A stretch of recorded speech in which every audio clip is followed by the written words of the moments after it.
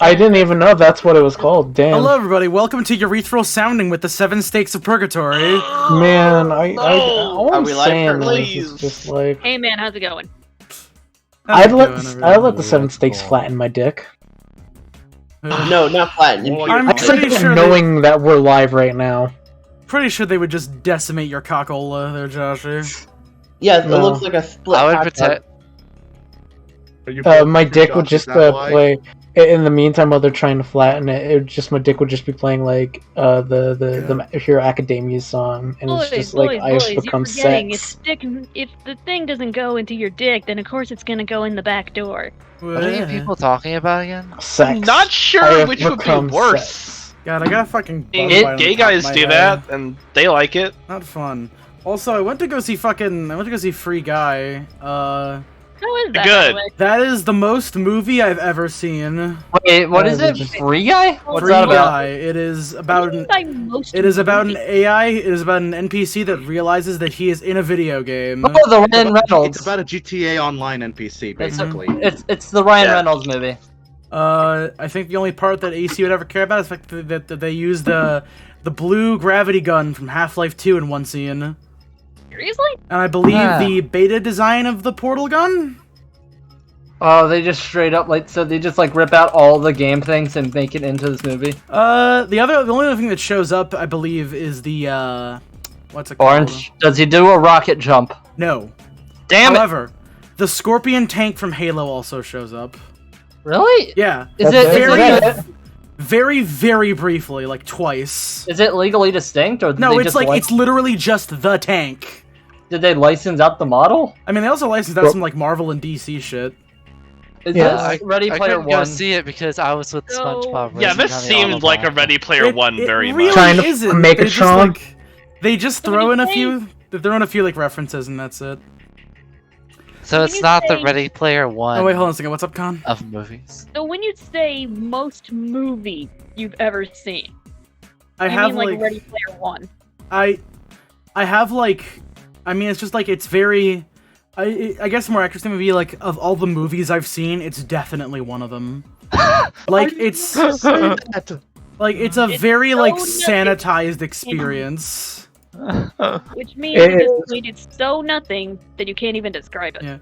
Fucking Tyler Fortnite, Ninja Blevins, and Jacksepticeye and Pokimane and a bunch of other influencers I don't know just kind of like randomly show up and they're talking about what's happening in the movie. And it's like, there's definitely like, there are some scenes. Okay, that, wait, like, is it bad? Is it bad? It's not bad, and it's like, there's nothing like that really like stand out about it. It's just like, it's very, very plain. So Is it super plain or just mediocre? Mediocre, I guess. Like, it doesn't really It try was to a- like do anything like super duper interesting with the concept. Orange, I would like to ask, should I see this movie? How much do you like, kind of like... Will I have fun at this movie? I would argue that you won't remember the movie after you've seen it. That's what I got from the trailers. Yes, it is. Yeah. I would actually say that Detective Pikachu, which is more of like a video game movie, Oh, I love that movie. is that's a good example of what a video game movie is. This is like it is. I think it's funny because like you see like there's trailers that are like, this is the best video game movie ever. It's a movie about video games, and Pokemon Detective Pikachu is a video game movie more or less. So I got another question for you, Orange. Mm-hmm. Is Free Guy better than Pixels? It's not insulting, so yes. Yep. Man, I felt so. Who's the small guy? Who's the guy from Game of Thrones again? Oh, Gomedak. Peter Dinklage. Peter Dinklage. I that movie hurt it's Peter Dinklage. Peter Dinklage is Oh, a cool the guy. Disney game. Shouldn't we be reading a visual novel? Yeah, but I just felt like it'd be fun to talk about Free Guy. Yeah, the Free Guy review on the Orange Boy podcast, I guess, is now finished. I But assume. yeah, it is. Yes, that's it. It's the most. It is a movie that I have seen. It's better than Pixels. I wouldn't even bother.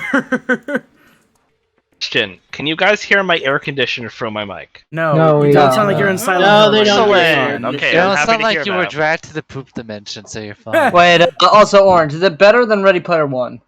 Sure. Okay. You know what? Here, there's at least one. I'll say something is that Ready Player One actually had one scene that made me pop off, and it was literally just when the guy was like, "I choose the form of Gundam," and he just turns into the fucking. I knew you were gonna say Gundam. Yeah, I don't know anything about Gundam, but that like one scene fucked, and everything else I don't give a shit about. In the You movie, don't become the Gundam, you drive the Gundam. But in the that's movie, not I mean, in the book, I meant to say in the book, he's actually driving the Spider-Man mech, the Japanese Real Spider-Man Spider-Man. mech. Hold on, I thought he became Ultraman. Oh, it's No, Spider-Man. I'm pretty sure it's the. Spider-Man! I'm pretty sure it's the. Leopardon! Yeah, Leopardon. He uses Leopardon. Also, man, it does not want to capture capture Umineko right now. Hold on a second. Properties. I enjoyed that book. That book was pretty good. I listened to it on Audible. Have you read Ready Player 2? No. I read about. I got through about 3/4 of the audiobook. Did you finish it? About 1 or 2. Right, I finished Ready Player 1. I thought it was great. Ready Player 2. I don't know. I didn't finish it. I want to sometime when I have a chance. You finished it, Con? No, I'm just asking if it's good or not. Ready It's Player One good, is. but it's also very, very book. Kita said that it was like that movie was very movie. This is Like, very the quote geek orange out of book. all the movies I've seen, that was one of them. Yeah, pretty much. Like that's the end of my description of. I guess also Ready Player One too. Like of all the movies I've seen, that's definitely If I one want of to them. nail it down, Sword Art Online and something else get referenced within the first 20 pages of the book. Oh god. To be fair, he is friends with that guy. Orange, did you put out a tweet saying we were doing Umineko tonight? Yeah, I just did. Yes, he did. I just retweeted it. Oh, okay. Yes, I meant to put one out a lot earlier, but I was out for like a good chunk of the day. I think one thing that like really annoyed me about Ready Player 2 was make a JoJo reference. Then they do is they say this is a reference to JoJo's Bizarre Adventure. Yeah. JoJo. They ruined it! So they explained the joke, basically. They explained it. Yeah, Which is and kinda I what was they do like, in the book. okay. But anyways, Don't explain that! We should get the visual novel we can talk about that stuff and not this later. stream. I will Now say. Last time on Umineko no Nakukoro ni! It's been a hot I don't minute. fucking remember anything. Imagine saying the full thing and not just saying Umineko. Couldn't be me. Homunculus. Full Metal Alchemist. Hentai. No, wait. Kuadorian. You missed the icon. Oh. You missed the iconic Battler and Beatrice sex scene. I'm sorry. We're not gonna go back to it. You missed it. I'm sorry. Yeah. I cannot wait for what the upcoming scene. Oh, I know you Beatrice can. Beatrice died of ligma. So sad. So Who the hell tragic. is Beatrice? So sad that the child Rosa gave Beatrice ligma and she fell off a cliff. Hey, how about you lick my asshole so we can stop this dead joke? Sugma. I guess one other announcement is, if you do want to hear us all just like incoherently ramble about things, I'm planning on maybe doing like just a chill stream where we're all just like talking about shit while I play Final Fantasy 14. Yeah. Just Yeah, like I'm playing Call of Duty Zombies right now. yeah, just so like on off So- days. for me. I don't know if I should fucking put this out now, but fuck it, I'll do it anyway since I'm halfway through. I am considering starting up streaming for some things in the future. Yes. One of them being Danganronpa 2. Mhm. If any of you have been keeping up on the Danganronpa 1, it is going to be far and fast more easier for me to do a stream, so that way I'm not taking up 40 fucking gigs of footage. And of course, I believe a good chunk of us will be there for those streams. So, hey, if you like Yeah. us, you want to support me and Joshy and everybody else, show up. It'll be cool. It'll be based. It'll be Kino.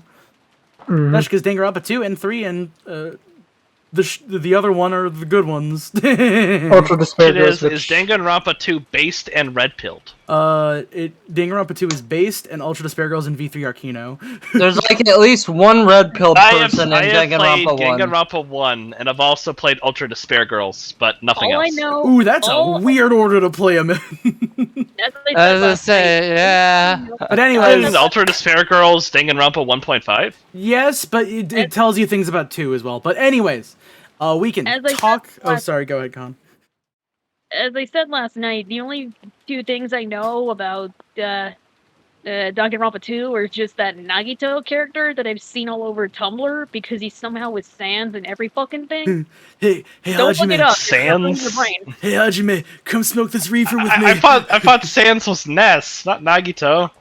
Oh no. Alright, everyone. Alright, but come on, man. Oh! Let's get started now. Let's You go. actually- Okay, everyone. Oh my god, did you guys actually look that up? What? Sans I is thought we were Ness? getting no, this I just know Umineko. that meme. Hey, as I guys, said, we're reading a everyone knows that visual meme. novel. Let's do it. Read the visual novel. Focus. Hey, do you see Alright. the little markings on the let's screen? get to it. We call them words. All right, let's begin. Well then, how will this game be resolved? You may submit, or you may resist. Either way, it will truly be an entertaining banquet, worth betting my short remaining life on. In his Very dimly nice lit put. study, occasionally brightened by lightning, Kenzo kept mumbling and laughing to himself. On the antique clock with an intricate design that had been sitting on his desk, the 2 overlapping hands tilted to the right and began to slide. The measure of time that counted up to 24 had turned to 0 and had begun to count back again.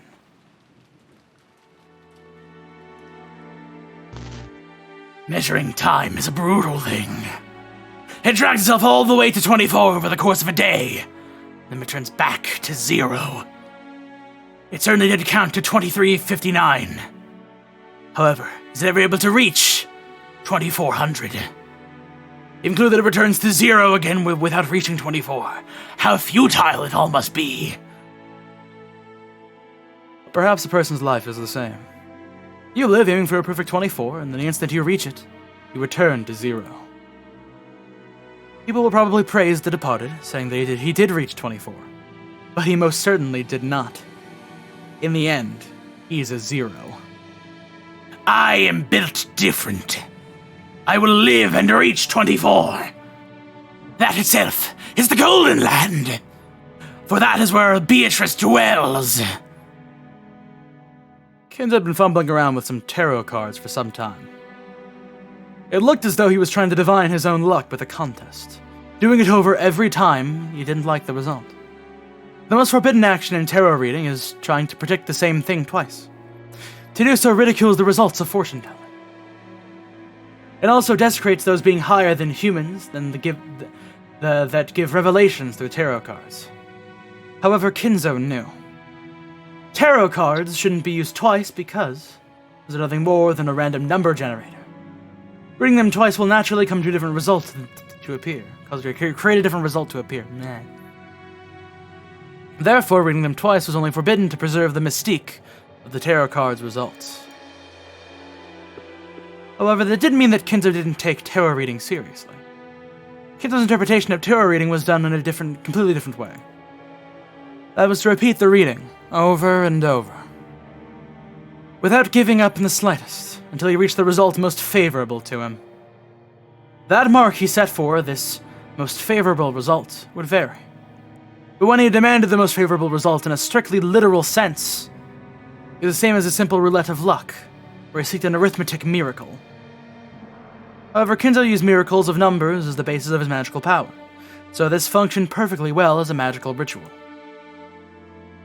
In other words, until the result he desired appeared perfectly, he would strive to repeat the tarot reading over and over, with conviction, turning the feelings of his heart into prayers, so that when they reached the heavens, they'd be sublimated into results. This was Kenzo's personal magical interpretation. Therefore, even though Kenzo's tarot cards were no different from those generally used, the way in which they were used was completely different. Tonight will not go as I thought. Kenzo stopped his hands for a second. He seemed not to be getting the result that he wanted. On the contrary, bad cards that shouldn't show up so often appeared repeatedly, and he continued to interfere with the miracle Kenzo wished for.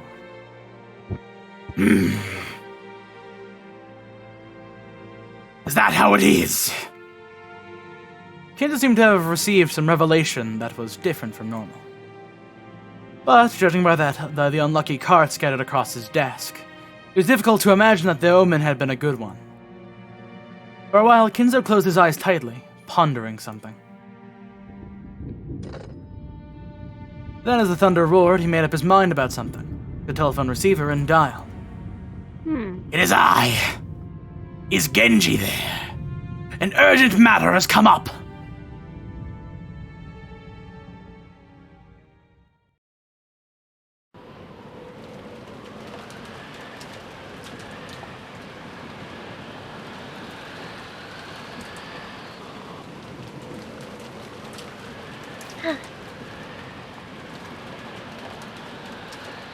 In the front of the entrance hall, Shannon's once burning face had been cooled off by the frigid air.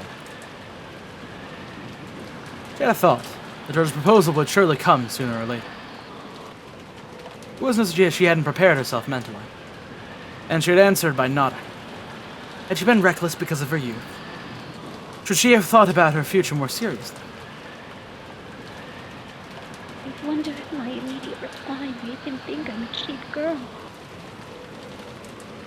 If I'd at least waited until tomorrow morning, would that have at least shown him I was taking this seriously? Now that she had already received the ring from George, Shannon kept fidgeting in embarrassment. I should have done that. Oh. Wait, is Kaneko reading it? Because I can't hear her. He is very quiet right now, unfortunately. Like, I'm not hearing a single thing. I always have to turn my volume way up to hear Con. I don't know why, but just do it. Gotta move a little I'm not bit hearing closer her to at the all. microphone. Can you hear me now? I have her set to max, and she was a little bit more quiet than usual. Can Just, you hear me now? Yes, Yeah, we can hear you. I had to boost you to 200, but what matters is orange sound mixing, so if you hear it, then that's good. I am able to hear you at the very least, but I did turn down the audio a little bit just to be safe. You go over 100. I have her at 200%. Oh, that's like an admin thing. That's not something I can do. No, I mean, like, I have her, like, on my local thing, I have her... Okay, but how do I do that? Because it only goes up to 100 for me. So if you right-click on Con, you go to user volume, you can set it to higher. Orange! Okay, good. What? I had a scary moment because I thought the stream was completely black. The not- it's bar fine. stays at 100 for me. I don't know why. I'm pretty sure there's no, like, setting against allowing people to change that. But Yeah, there isn't a setting against that. there isn't? Okay. Well, I don't know. There isn't. At any rate. As she did, she heard the sound of footsteps splashing through puddles. Sharon immediately chased away the emotions welling up inside of her. Genji-sama? And Canon-kun too. I'm sorry. I have to get back into his room in the back soon. She grew stiff, thinking that she'd surely be scolded for spending too much time in her secret lover's meeting with George. Oh, what the fuck? I didn't do that. Shannon. The master told us to come to the study, saying it was urgent. Let us hurry. Huh? Yes, certainly. What in the world? You said he had a premonition of misfortune. How inconvenient for him, considering he's the one who started this ceremony. We will enter through from the back, so that Goda doesn't notice us. Hide your footsteps. Yes. Nissan, take care. You're so noisy. Ken was especially good at hiding his footsteps. It's like a cat. Just like a cat. He was able to be suddenly be there without anyone noticing, and leave in the same way. For example, even though he stepped in puddles, the sound he made was far smaller than that of the rain hitting them. Genji also had abilities of that kind.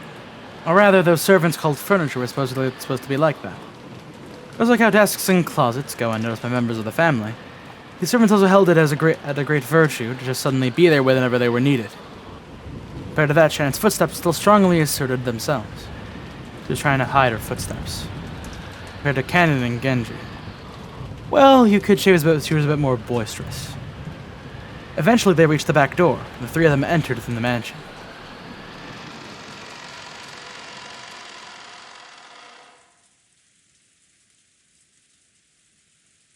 Immediately, they thought they felt something. It was different from a sense of smell. It seemed to hit the depths of their noses. This hard-to-describe sensation, which you might call a sixth sense, allowed them to perceive that something was different than usual. Genji-sama. Indeed. Let us hurry. That sensation made it feel as though a tense something was pressing about around in them. Realizing that, the three of them dashed up the stairs, heading for Kinzo's study, while still hiding their footsteps.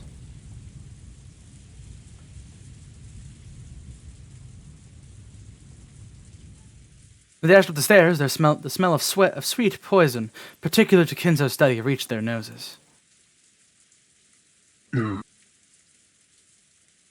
What is it, Genji-sama? The barrier is dead? Huh?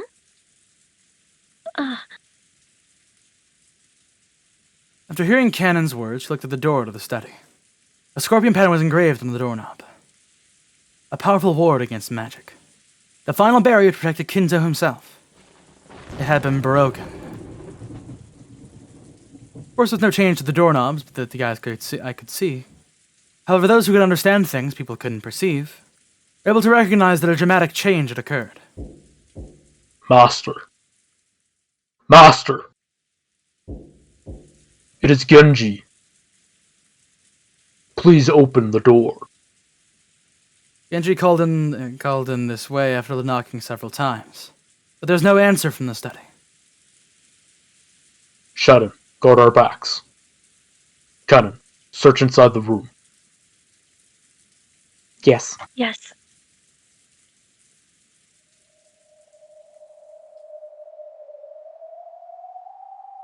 Kanon put his ear against the door, searching for a presence inside the study. To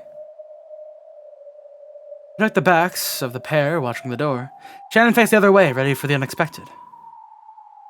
The master must be here. But it's too quiet. Do you mean to say he's safe? No. It's too quiet. Could it possibly be? Master. Excuse us about the door. Genji pulled a gold key out of his pocket. It was the only key to the study that existed, other than the one that Kinzo held. He stuck it in the keyhole and turned it heavily. At first glance, that seemed to prove that it was a sturdy lock. However, now that the barrier had been destroyed, this door might as well have been left open, from the viewpoint of anyone with magical power. The heavy sound just now meant that the door had now been opened even for humans. Excuse me.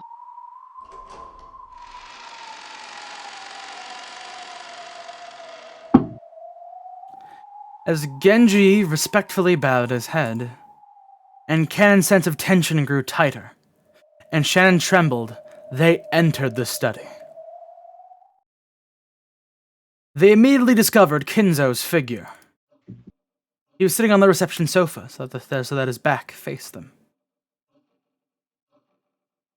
Genji noticed the person sitting across from him, and again bowed deeply. Kanon also noticed that person, but he didn't bow his head. He stood in front of Shannon and spread out his arms, blocking the way to her. Without even seeing that person's face, Shannon already had a good idea who it was. So, you have come. Beatrice Summer.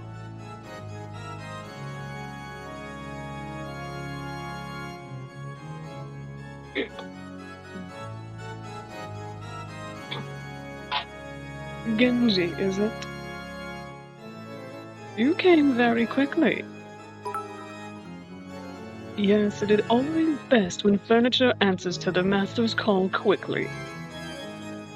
Unlike this person. Yes, Bone, it is Femdom. It's right there in front of you. It is. They throw a penny at Beatrice. So, Ronave-sama has come as well. Genji directed his greeting towards the thin darkness behind to the right of Beatrice, where there shouldn't have been anything. Even Cannon and Shannon, who would never have imagined someone else was there. However, the darkness responded immediately and praised Genji's eyesight. As usual, you don't disappoint. It's been quite some time. Still, you've grown old, haven't you? Have so many years truly passed by? My days have been full and satisfying. You know they used to fuck. It appears you have been living quite a full life yourself, Ronave-sama. Yes? Thank you. And Shannon, it has been a very long time since I last saw you as well. You've grown quite beautiful. And it seems that you have grown quite strong. That is fortunate. Thank you very much. Nissan, who in the world? This will be our first time meeting, Canon-kun. I, Ronave, have been entrusted with the position of Beatrice Summer's head furniture. I am an old friend of Genji-san's. And I am also furniture, just like you. Although the master I serve is different. A lot more crass, you would say. The tense color didn't disappear from Cannon's face in the slightest. Depending on the master furniture served, they might be kind or brutal, or anything else. If this person claimed to be furniture serving the hated Beatrice, then he must be despicable as well.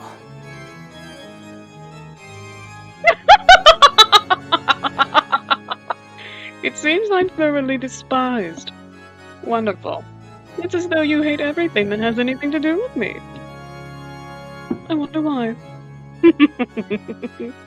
Beatrice openly sneered at Cannon's hate-filled face. Then Cannon finally realized. Beatrice and Kinzo were having a chess game across from the reception table. But Kinzo hadn't even quivered. He was holding his head with both hands. His eyes still closed tight, and he contemplated his next move.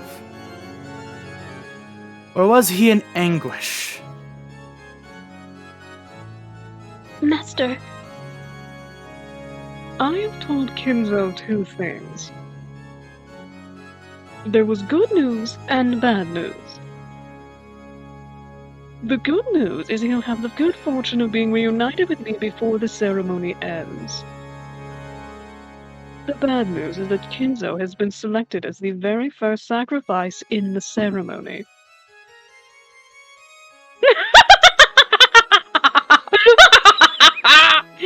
Oh, there's absolutely nothing I can do about it. Because it is truly was decided by the fickle roulette. Liar! We know you're just a murderer who kills for fun. Stop it, Canon-kun. So, Kinzo. Isn't it about time you decided to accept your loss? With this, our long contest is at an end, yes? At a glance, it was hard to make out the situation on the chaotic chessboard. However, judging by Kinzo's anguish and Beatrice's malicious confidence, it seemed to be over already.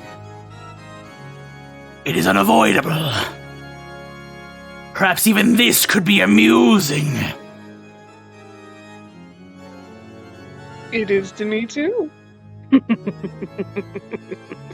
Resolving my contest with you may bring a flood of emotion, but it has already surpassed love and hate. It was fun, while it lasted. These past few decades certainly weren't boring.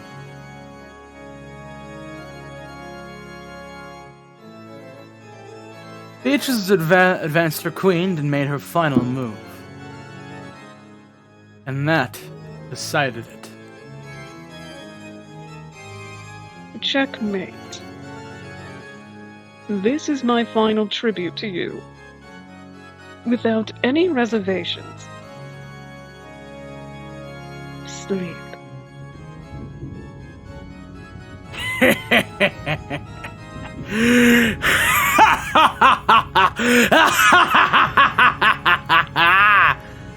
Kinzo suddenly stood up and laughed, like an opera singer facing a full crowd and spreading his arms, as though he had succeeded in a centuries-long plan.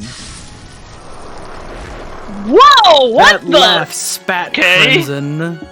Crimson flames poured out from inside of him, spitting even out of his mouth, ears, and nose. And all at once, his body was wrapped in hellfire. No, I'm burning on in my skin. Fire! But Kenzo kept laughing. The more he laughed, the more the hellfire spewed from his entire body and began to char him. Those flames became a brilliant light, which dazzlingly shone on the various magic tools throughout the room, making the distorted shadows dance across the walls. Those shadows looked like the dead in hell, watching over Kinzo in ecstasy as he burned.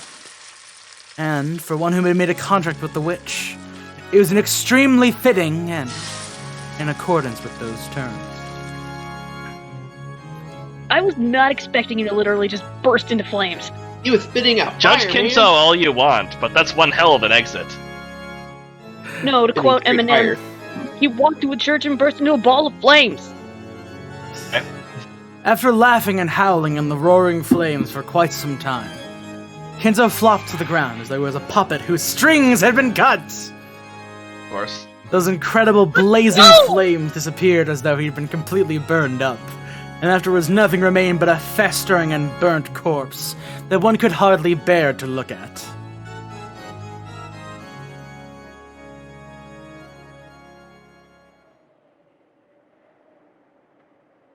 Horrible.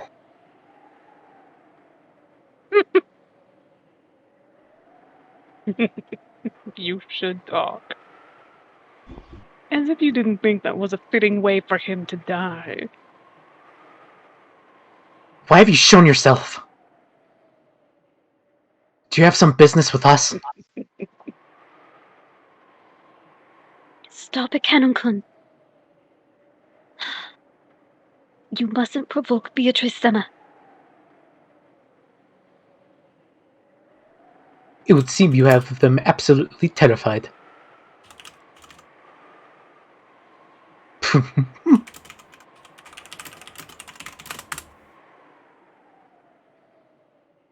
I imagine I'll never get along with Canon. Hey, it's not as though I dislike you particularly. I just prefer my own head canon over actual canon.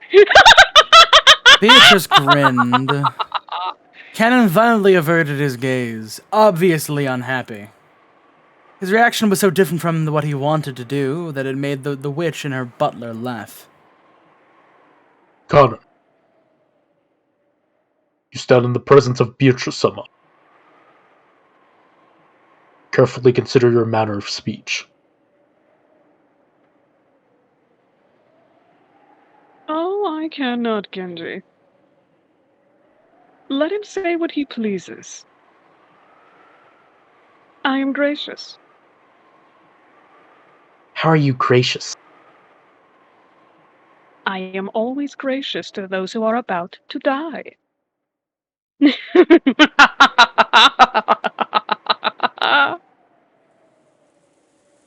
Kennen was taken aback by that creepy laughter. Beatrice wasn't just here to take Kinzo's life. The first Twilight required 6 sacrifices. Kinzo alone wasn't nearly enough. And they just casually walked in here.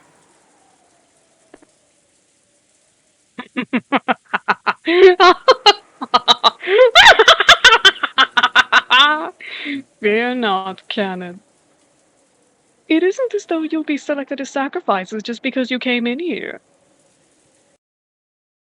After all, you were called here because you'd been selected already. What? Their instincts were good enough to spot her meaning instantly. 6 sacrifices were required for the first Twilight. After Kinzo, how many more would you need to add to 6? In this mention, the number 5 instantly made them think of the number of servants here. Is that what you desire? Indeed. Thank me, furniture.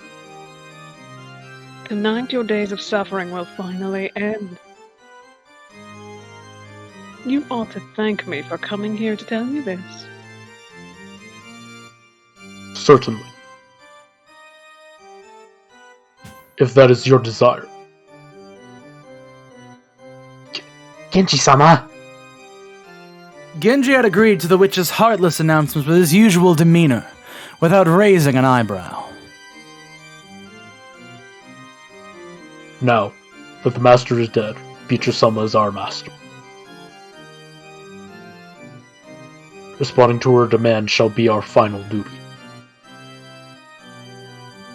Shadow. Khan. You have done well serving until today. That hard work is now over. As I expected of you, Genji. As your fellow furniture, I'm proud to have known you. Shadow. Do you have any objections? No. I heard that George-sama gave you a ring. Do you still say that you have no regrets? Yes. That blessing is more than furniture deserves. Just receiving a ring has already satisfied my feelings. Shannon couldn't take quite as much of a philosophical view as Genji. There probably were regrets left in her heart. She probably wanted to spend a little more warm time with the person she cared for, George. But she released herself from that. She took a single deep breath and a blank expression rose to her face. Very well.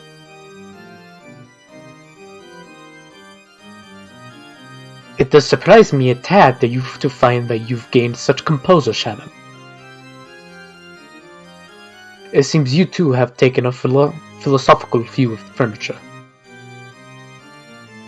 Won't you at least shed some bitter tears for not being able to spend a night with the man you love? What a boring woman. This feeling cannot be understood by the likes of you, Beatrice-sama. If you desire our lives, please accept them. We will solemnly carry out that duty. Very well. Excellently put.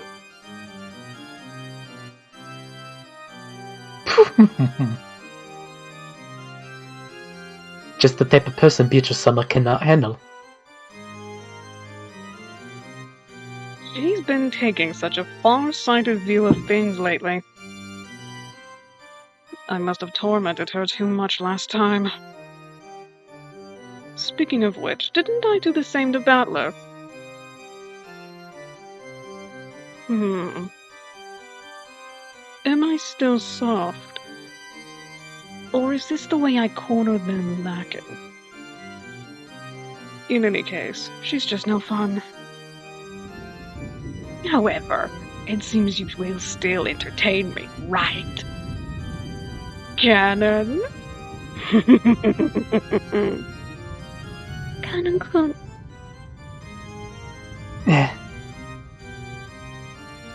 Compared to the two who are taking a far-sighted approach, there is a painful anguish on Cannon's face.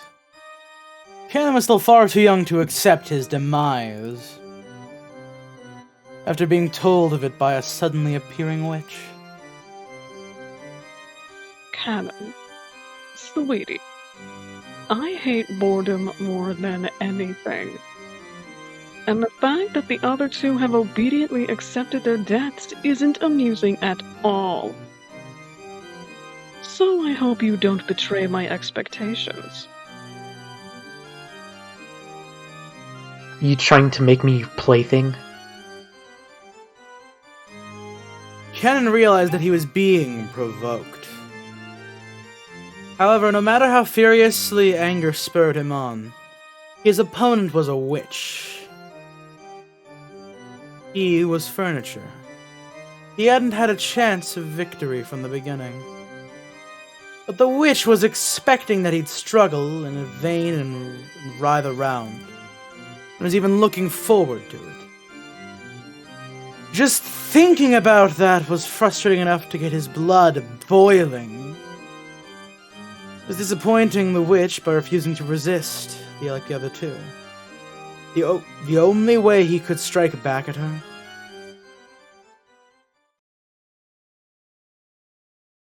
Eldest of the seven sisters of purgatory, Lucifer. Arise. Fucking voicing 4 fucking characters right here. Every single character that you voice is right here in this room, Josh. Going from no characters in Higurashi to now 4. What an evolution. This pride right here. 4 characters enter, 1 character leaves. Hey, to be fair, Joshy, I feel your pain. Cannon. It would be far too cruel to force furniture to fight a witch. No matter how much anger spurs you on, you would have no hope in a battle without a chance of success. Of course, such a battle would be boring for me as well. So, let it be furniture against furniture. Why not resolve it with a battle between you two? That should be enough to allow you some hope for victory, right?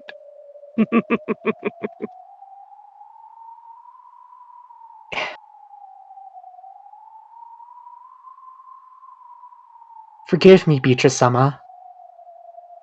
But how could I be inferior to this good-for-nothing furniture?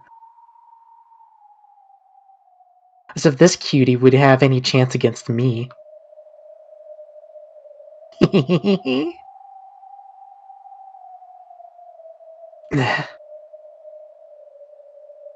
Prove that you can defeat my furniture, the 7 stakes of purgatory. If you manage to win through, let us see. I will let you select the 5 who will escape becoming one of the 13 sacrifices. I will welcome the 5 you recommend into the Golden Land without any conditions. How about that? Cannon understood that he was being provoked. However, the witch's offer was very tempting. Jesus Christ. By this point, Cannon couldn't care less about the evil ceremony the witch and the rest were trying to carry out. On the contrary, it was much more important that he remain alive, that he could be invited to the Golden Land, and have his wish granted by Beatrice there. You cried? saying you'd had enough of being furniture, right? I shall grant your desire. I shall give you that human body you wanted so much. You cried yourself to sleep. What do you say? That way, you and Jessica could be together, yes? Oh, just perfect. You may recommend that Jessica and yourself be invited to the Golden Land. If you alone finding happiness isn't a satisfying solution for you, then you can add in Shannon and George, the ones she loves. If you're worried about that duty, then you can also add Genji.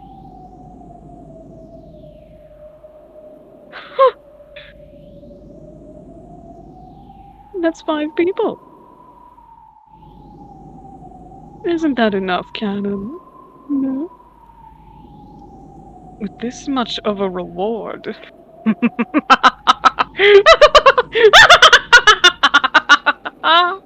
You won't let me get bored, will you? She's just playing with you. There is no need to listen to her. I don't like it. Are you okay with this, Nason? Beatrice couldn't hide her evil smile at those words. I don't like it. I want to be happy. I've had enough of being furniture. I want to become human and have a normal love. I want to know that the ocean is blue like you.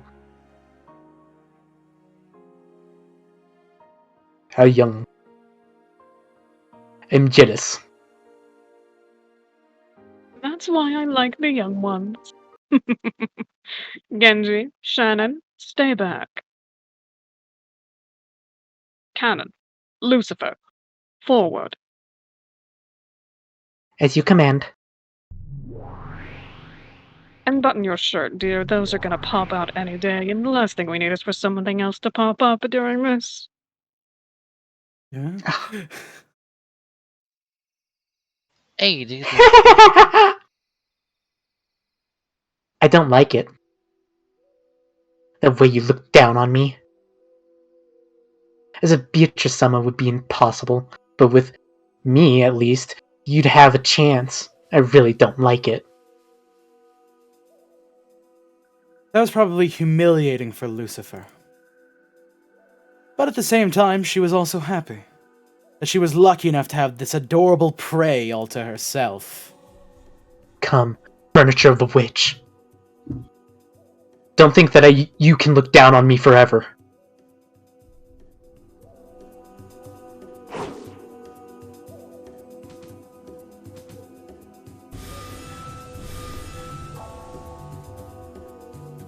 Let's get ready to rumble!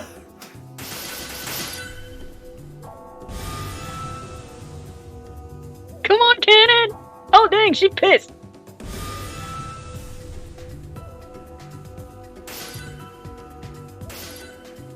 Kick her ass!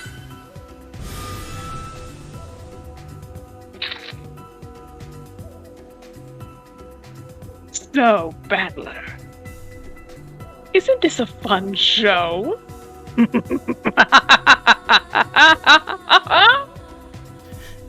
Damn it! Another weird thing's happening. I can never believe in a magic battle. Another weird thing is happening. Not again. She's going in the background! Look, don't turn your eyes away. Look at it. Look! It's magic. It's furniture. No matter how much you try to deny me and magic. Look!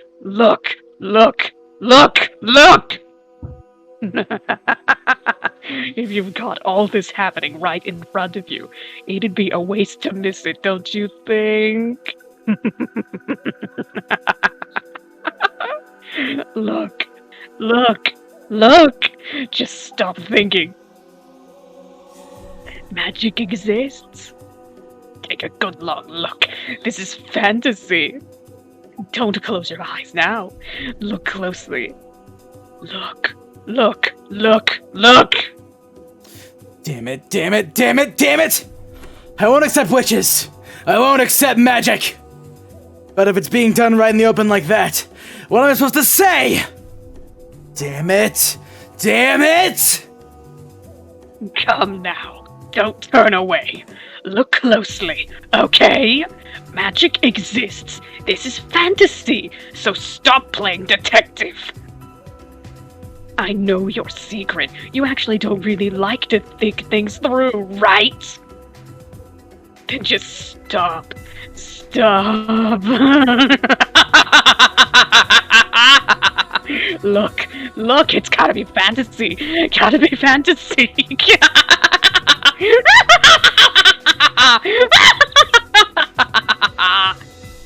Shut up, shut up, shut up! Don't talk to me!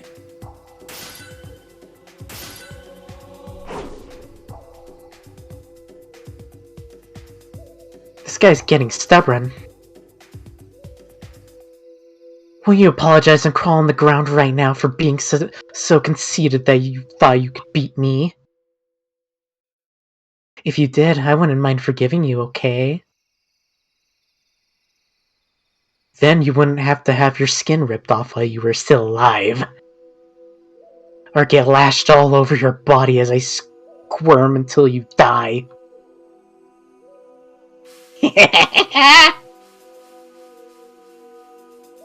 You're a cutie, so apologize. If you do, I'll finish you off so gently while it feels so good. Be silent, furniture of witch and degenerate. I have no intentions of speaking with you. Just did. So you're saying you think I'm nothing? That disrespectful gaze of yours. It's really ticking me off!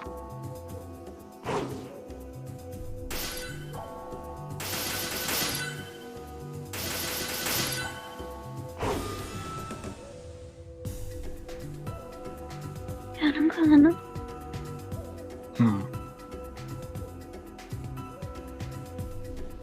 Isn't he stronger than he was against Satan? This is why humans are so frightening. In fact, sometimes they even become witches and treat demons as butlers. Does that sound familiar to you, milady? So which should I cheer on then?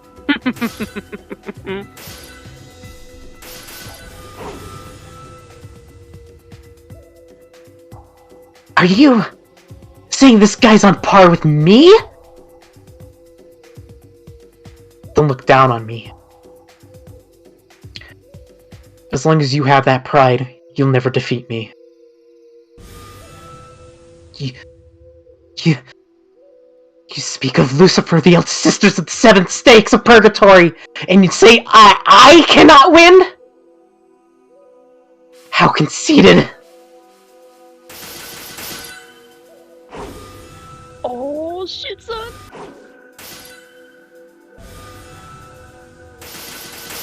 Good stuff, good stuff, good stuff, good stuff, good stuff, good stuff. Oh shit! Oh shit, oh shit. What? Oh shit!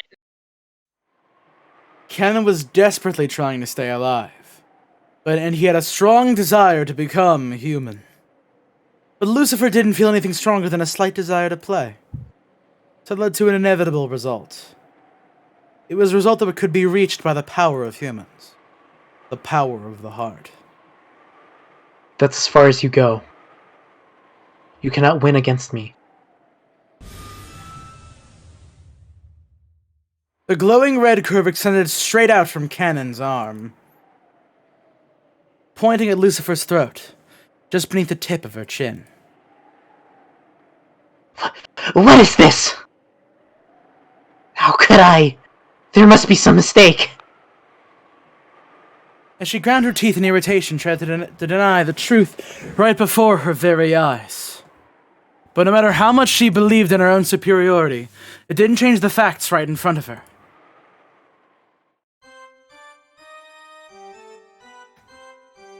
Oh. Well done, Canon. Wonderful, you haven't bored me. How pitiful my furniture is compared to that.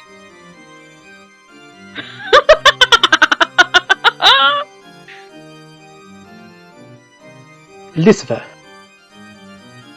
you are boring, my lady. Was this opponent really too much for you to handle? I'm disappointed, eldest of the seven stakes.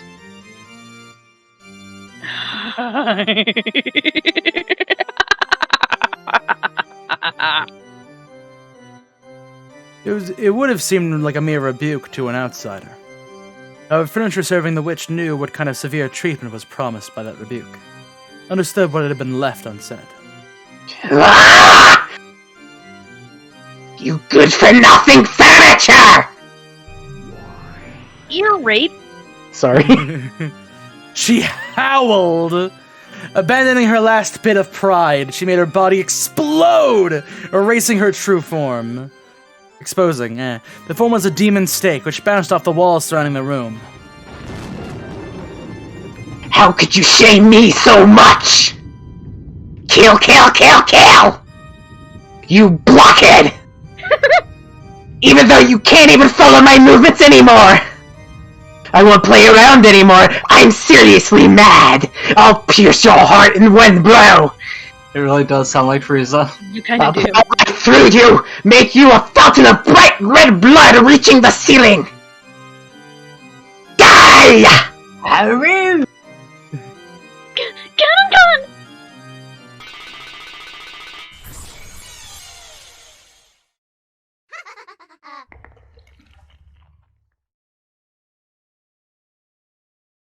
After flying about wildly for some time, with the speed approaching the limits of what a human eye could follow, Lucifer flew at Canon's heart.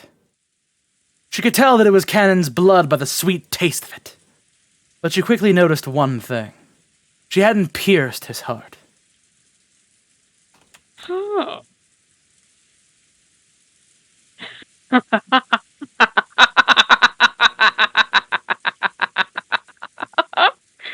This is why humans are so frightening. Would you like some black tea? I'm fine for now. This is so amusing, I don't even need any. Canon.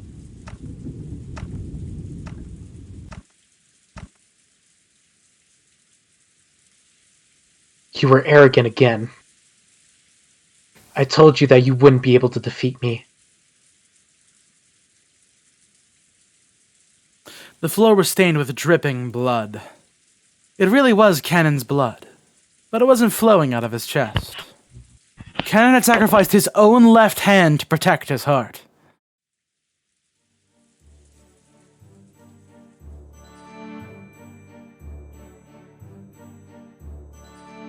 Lucifer was arrogant! Even though she'd been given enough time to realize that this was an opponent capable of cornering her. In her pride, she believed him to be worthless. She had gotten careless.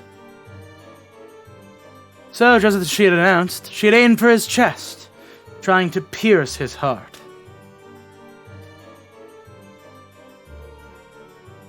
Because she was arrogant, she hadn't even thought of aiming for somewhere other than the place she had announced. No, maybe she thought about it a little. However, her pride would not allow her to aim for a different spot.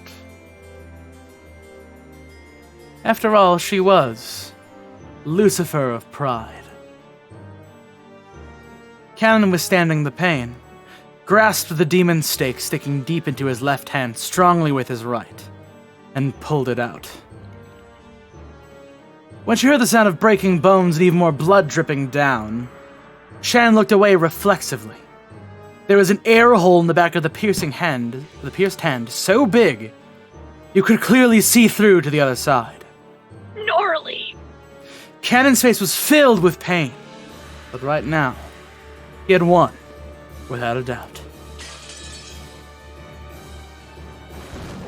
The demon stake he was gripping with his right hand turned back into Lucifer again, so that Cannon was now gripping exactly where her neck was. That's pretty cool. It's my victory. Beatrice. Cannon didn't hold back at all with a hand gripping Lucifer's throat. She had challenged him again after their fight and after the fight had already been decided. Owie. Cannon had no obligation to be considerate.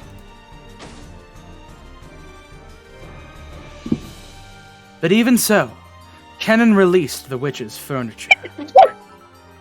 Ugh. What was it? His naive humanism, his pity for another furniture, or a final bit of respect to the witch? In any case, where she was released, Lucifer fell face down on the ground, retching and moaning over the pain in her throat. Spectacular, Cannon. Your great efforts have proven the correctness of some of Kinzo's research. Called it. Renove was clapping his hands. To Cannon, whom had won at a great cost and had a wound on his left hand that wouldn't close, Renove's applause only felt like mockery. All possibilities dwell within the human heart, was it? My, this is why humans are frightening. Well done, Cannon. You were victorious. Spectacular.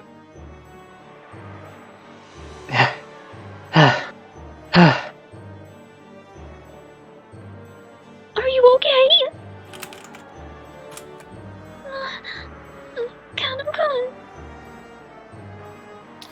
Shan ran up to him and wrapped a handkerchief around his left hand, which was still spraying blood. That was incredible, Cannon. Truly incredible. Even I was hoping at least a little for an upset. That you didn't let me down makes you truly splendid furniture.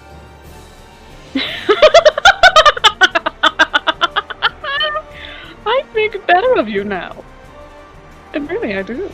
I honestly think better of you. You haven't forgotten our promise, right? Beatrice? Indeed. Of course I haven't forgotten. Witches and demons may be inhumane.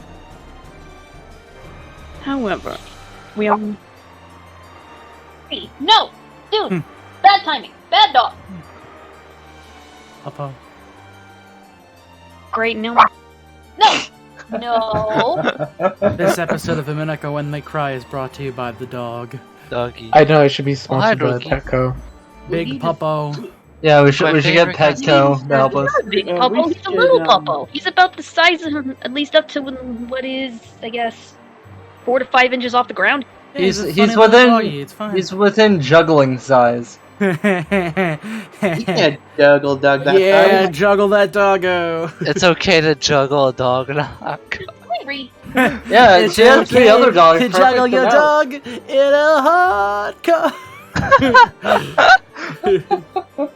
Hey Ringo, you want to read some Umineko? I don't feel like it, Tom. I don't feel like a pull. We're sponsored by Doug The wind Juggling. speed from juggling will keep the dog nice and cool. Please do not touch my dog. How did you guys You're the feel one about that. Hey, you're the Frieza dog. Lucifer? You're the Yeah, dog that's juggler here. You miserable insect! Joshi, please, can we get a Frieza line? Okay. You just go like you saying monkeys. You stupid monkey! There we go. Yeah, got that. Really That well. sounded like more Red Poic, though. Clap, clap. More like what? Red Poic. Slap, slap, slap. Clap, clap, clap. Oh god, no. I can't believe you fucking remember that. Bolby Stroganovsky is an icon of my youth. Anyways. Did you read the line? I forget. 1 second, I have not yet. Okay, fair enough. However, we are much more noble than humans when it comes to keeping promises. I will not go back on my word. I guaranteed that if you won,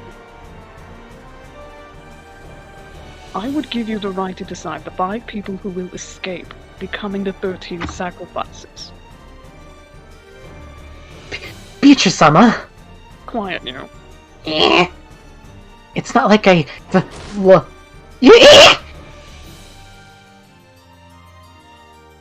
When Beatrice waved her pipe, heaven and earth turned over just for Lucifer. Oh, that's good.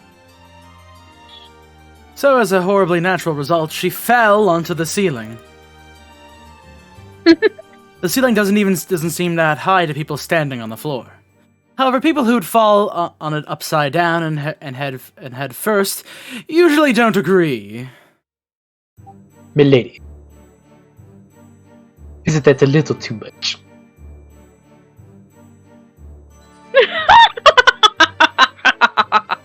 Perhaps you are right. I suppose I'll forgive her. Just this once. Beatrice waved her pipe again.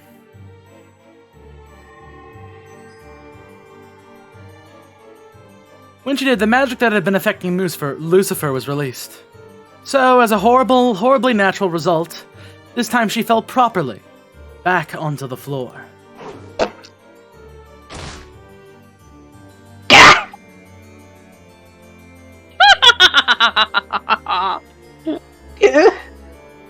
Beatrice-sama, forgive me! What are you so afraid of? I have already forgiven you, haven't I?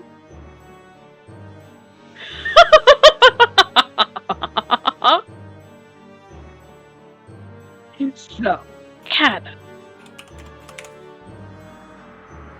shall we continue? Continue what?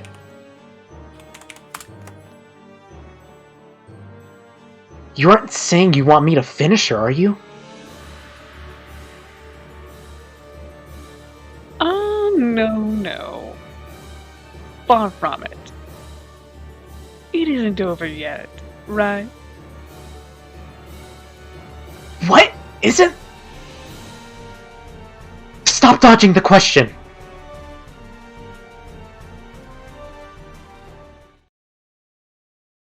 I did promise to you your reward, didn't I? If you could defeat my furniture, the 7 stakes of purgatory. Right? Come, arise the 7 stakes of purgatory. The 6 younger sisters of the worthless elder sister.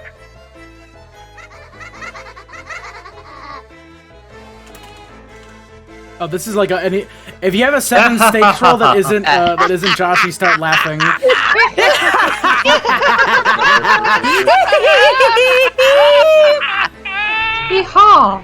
Whatever. There's a lot of blondes here. God, they look like The good air color. split with shrill laughter, and as a golden splash scattered about, the remaining 6 sisters of Purgatory showed themselves. All the 7 sisters of Purgatory were here, after Canon was able to defeat only one by sacrificing his left arm. By now, Canon regretted his thoughtlessness at accepting the witch's challenge. He had been foolish to assume that the game against the witch would be on an even footing. Damn!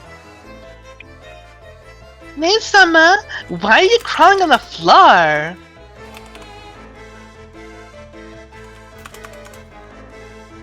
You people! Yeah. I told you One-sama's useless. Even though she acts like she's so great just because she's the oldest, that's only on the outside. Bitch.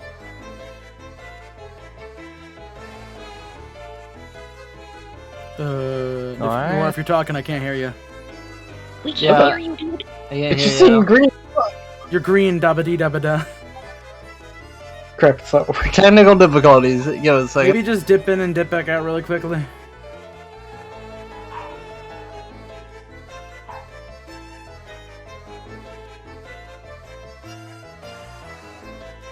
There, try speaking right now.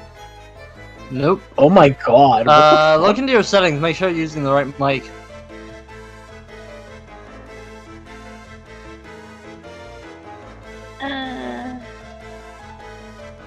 Please be patient, ladies and gentlemen. We are currently experiencing technical difficulties. Satan is Please stand experiencing by. technical difficulties.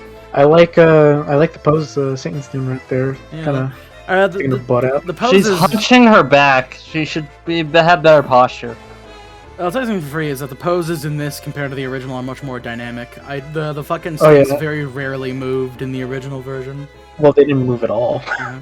But Nori, you're just going to like dip out of the call and come back in, because I think your thing is just... He already did that. Now. Oh, he did? He Oh, already fuck. did. He's doing it again. He did. For comparison, let me get this first sprite real quick. This was the extent of like what most of the sprites look like for the 7 stakes. Alright, try now. Also, this is her angry face. Still dead. Okay, is there like... Maybe there, like, exit something up with your Discord headphones or altogether something? and then come back to it.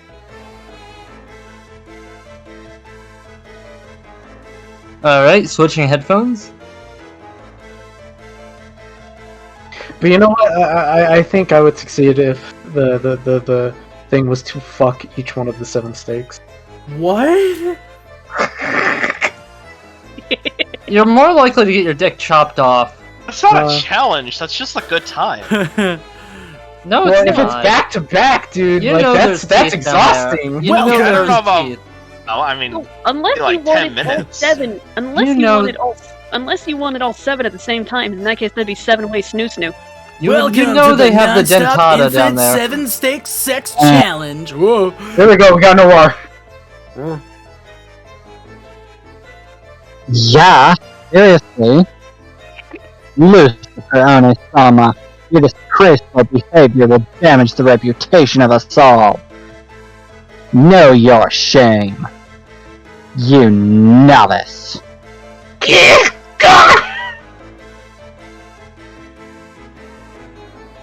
Cannon-kun, that was totally awesome. But don't get all cocky, alright? Lucifer One-sama brags all the time, but she's no big deal compared to the rest of us sisters. That's why I'm always saying Lucifer Nason shouldn't do anything. Lucifer Nason, fuck. Just let her keep bragging all the time. After all, those with talent can handle all the tough jobs. What are you gonna do, One-sama?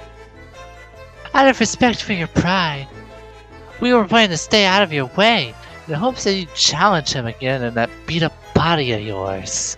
Damn. But Cannon-kun sure is strong, right?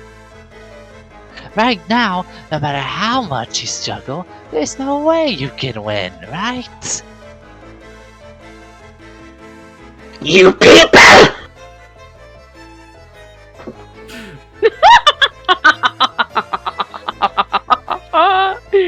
My, you sisters are always so lively. I love it. Is this any time to fight amongst yourselves? You're all beautiful girls. It's only You're all beautiful except for that one. That one over there. Yes, Lucifer is on the board of the Hot Mess Express.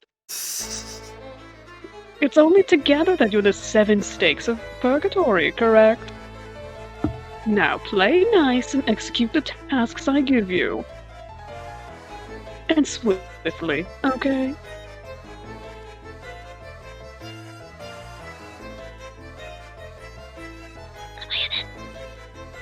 Oh fuck. Hey, Lucifer Onesama. If you want to borrow the power of your little sisters, then say it, okay? We want to hear you ask for help with your own mouth. Do you plan to mock me even more? I, the foolish, weak, ugly, and shameful Lucifer, the eldest sister, beg my youngest sisters to save me. Come on, let's hear you. If you let us hear that, we'll save you. That's a deal, right? Everyone? You bitch! The seven sisters of Purgatory unanimously closed in on their worthless sister, abusing her. Even Ken, who had been fighting for his life until a second ago, couldn't bear to look at it. As if I could say something like that. Quickly now. Clearly, we won't make any progress here with you alone. Hurry up, let the Seven Sisters strike cannon.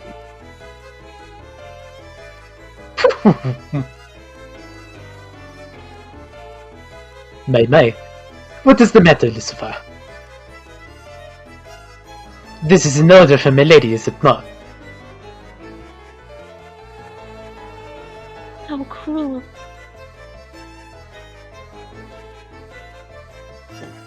After grinding her teeth over and over after hearing her sister's curses, Lucifer trembled all over and answered her sister's request. I, the foolish, weak, ugly,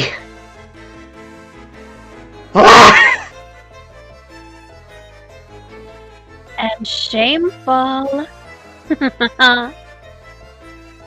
shameful. Lucifer, the eldest sister, beg.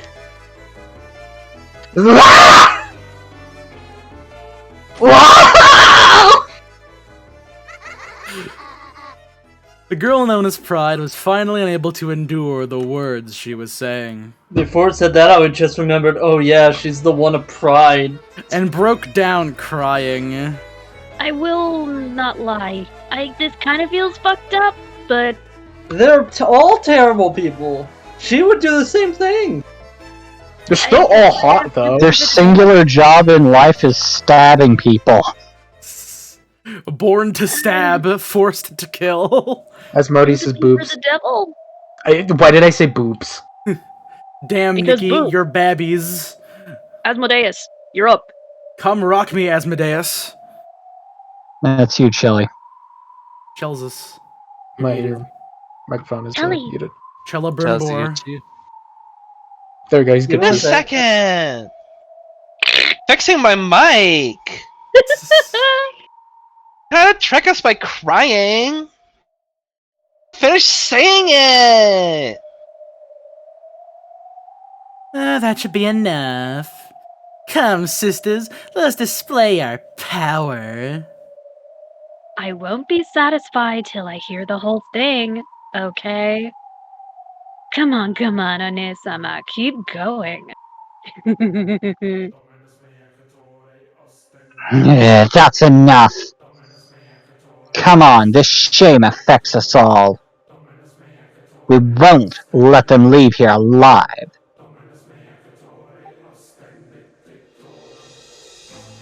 Green one, you're up. Fuck. Okay, how should we Close. play with this pitiful furniture? Fucking Any background wonderful music though. plants? Oh yeah, this song fucks. Yes. Sorry, this song Ooh, is what speaking now? of fucks. It's the one that's like, Yeah. what did I say to Sasabatora? Yeah. Bill thinks the seven of us should get along and split the cannon up between us. Good idea. That way all the sisters can get along. Oh, I didn't mean to do For a second, I thought you were trying to make her southern. Then I thought I was just listening to Applejack. Straight out of Texas, that one. I'll Yeah, it's me, Belfagor. No, I'm saving a southern voice for somebody else. I'm trying to look like a California girl. Oh my god, there we go. That's my fucking voice. I mean, everybody can do it. Do that kind of voice. It's fair. Southern California, much like Arizona, my eyes don't shed tears before they pour. That's right. Sorry, go ahead.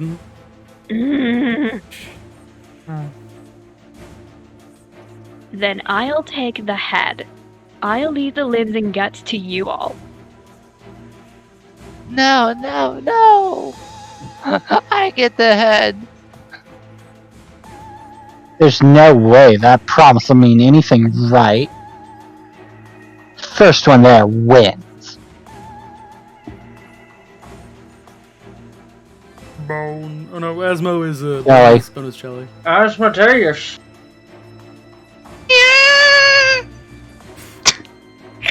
What the fuck was that?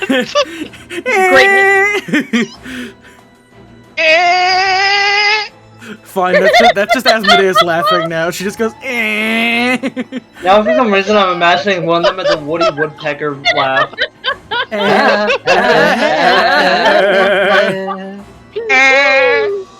It's just Peter Griffin. I simply cannot stand any of you. Hey Lois. Hey Lois, look on the 7 stakes of purgatory. Hey Lois. The 7 stakes of purgatory. Peter, stop stabbing Cannon. Giggity.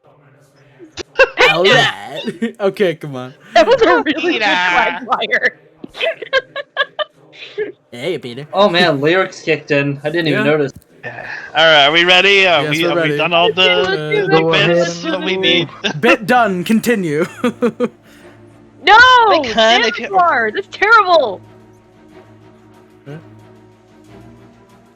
What? Simbard? Where's Simbard? Is he in here? What? Hello? Anyway, continue. Hey, Con, if you get any ideas for how we should kill you, I mean, just tell us, okay? The 7 sisters will kill you in an awesome way. Fucking tubular. Damn! Ah! Jesus You Christ. shamed me so deeply. He decided to make Lucifer Frieza for some reason. I no. couldn't keep First the of all, Valley Girl. racism. Wait, what? Frieza. He was doing a scream voice, and then it suddenly sounded like Frieza. Not Lucifer calling us a bunch of monkeys. Okay, I'm stop now. Alright, come on, let's go. Come on. Slicing you into 8 pieces won't be enough. I'll slice you into 100 pieces. Here we go, everyone. Everybody at once. Yeah. Yes, Oni-sama.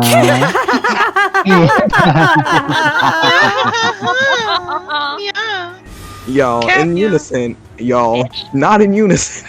We can't do it in unison. It's Discord. It fucks us up. The 7 of them burst at once. They had burst. I think we had a pretty good unison line once. I think I did it with someone. Yeah, like once we did. It was really rare though. I don't know who I was doing. Was I doing it with you? I think it was me, yeah. Anyways, they had no intention of playing or boasting. This time they would genuinely follow their master's orders. Take Kennen down. Swiftly.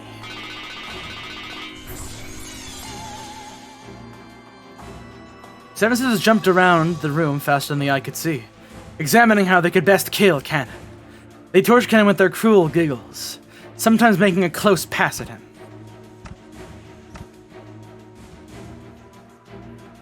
They kept scraping his arms, shoulders, and cheeks, gradually carving red letters onto his body. At that moment, Shannon just dashed up from behind him, holding on to him so that she blocked the way to his body at least a little.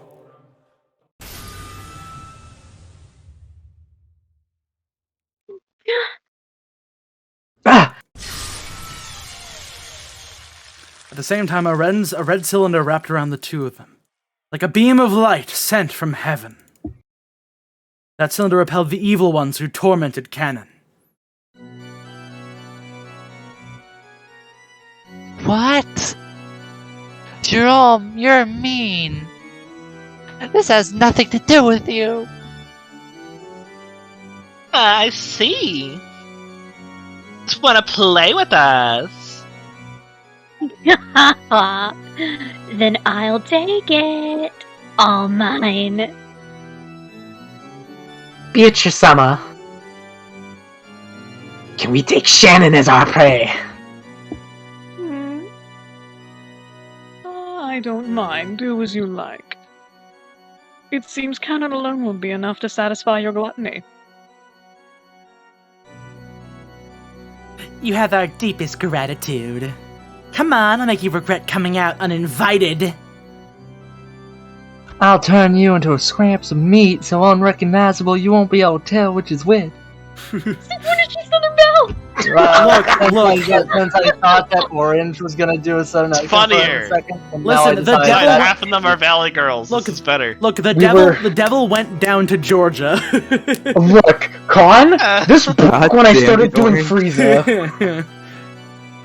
I'm already Southern. This is pretty much my default accent, aside from just being Applejack. We actually, whenever we were considering voicing Fire Emblem Awakening, we actually made all the characters Southern until Zaz were like, no, there's time actual to tip Southern the scales. Pick I a down and pray. Y'all better listen here. Oh, fucking QAnon, Lissa, Well, fucking that's just Christ. stereotypical. What do you mean, QAnon? When we were playing Fire Emblem, fucking AC kept making the QAnon joke when he was voicing fucking Lissa. Okay, finite line. We are not doing references All right, like that. let's anywhere talk or about in- hamburgers. Mix you and makes Damn it, I'm you hungry into now. mince you into hamburgers. I'm just Idiot. Breaking that barrier should come first, right? Don't tell me your gluttony Don't let your gluttony get in the way of your job. Yes, Oni-sama. Yes, Sama. Oh. Better.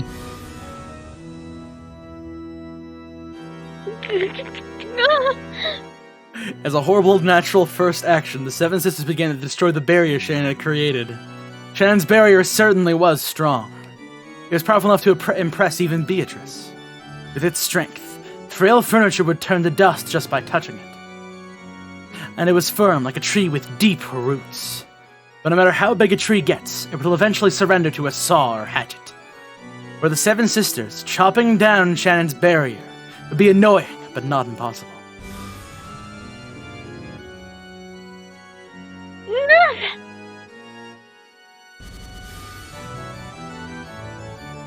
A sound like beetles jumping around grew even fiercer and filled the room. The red barrier began to cut open and eroded away as though with a hatchet. And a saw. No, a chainsaw by now.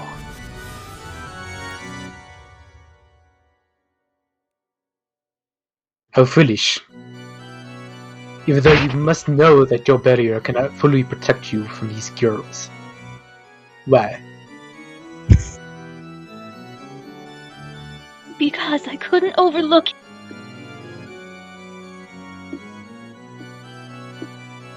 As Shannon covered Cannon, who was already at his limit, sprawled on the floor, she spoke back resolutely. If you hadn't barged in uninvited, I would have given you a death-like sleep. Why have you gone to all the trouble of exposing yourself before the Seven Sisters? Not all deaths are the same. A cruel death will cause you far more anguish than merely dying.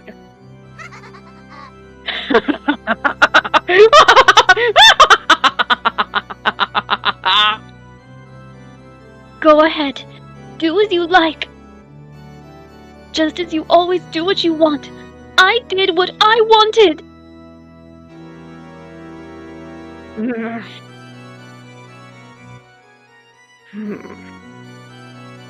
At any rate, you're not quite amusing at the present moment. Romance is most interesting when you're wondering whether it will succeed or not. Once it does succeed, a woman is like salmon who has finished laying its eggs. I have already tired of you. Thank you. No words from a witch would make me happier. Is Beatrice saying that Shannon is a dead egger? What? Excuse me? Oh, excuse me? What? Run that back. What? Let me move my bank so I can hear that again. What? The fuck you say? I heard E-G-G-E-R. Look, you could also compare slur Shannon. No, Egger. No. It's like Egger. No, I hope not. E-G-G-E-R. Right? Egger, yes. No. What does not- that mean? Oh, you might cut out the worst possible time. Shelly, please explain what that means. No! Absolutely not. A dead egger is just, who's barren. Mhm. That means. Oh, okay. Okay, yeah, this reminds, so I'm gonna tell you about a time where, I made a mistake that, well, not a mistake, I just used a word that people were very uncomfortable by, that involves, Story.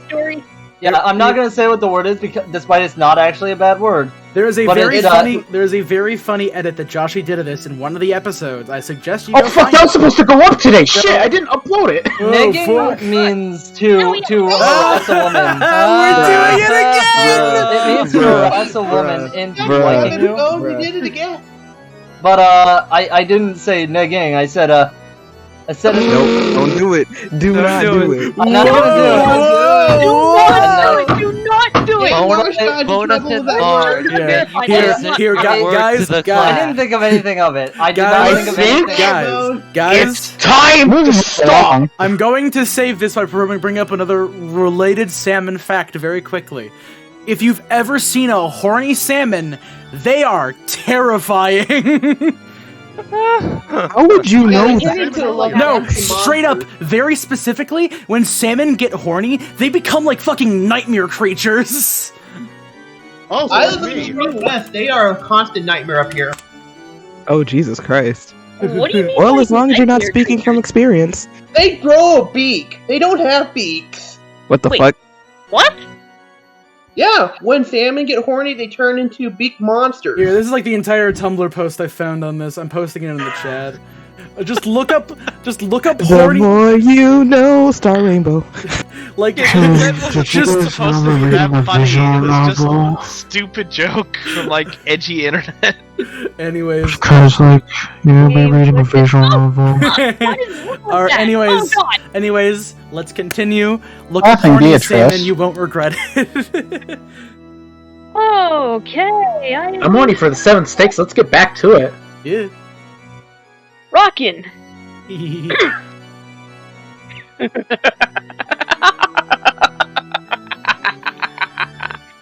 Then at least in the end, let me see you die in a truly entertaining manner. 7 sisters, can you hear me?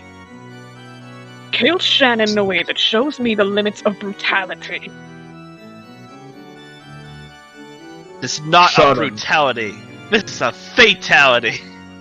Shut him. My apologies. In the end, I wasn't able to reach your level, Genji-sama. You're an idiot, Nason. If you just let me be, then you might have not had to meet a horrible end. No, it's fine. I received a ring from George-sama and lived as a woman. I have protected you and lived as a sister. With this, my life is complete, with no regrets. You're pissing me off!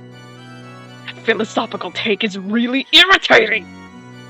Like I said, your furniture. You don't even smell like a human!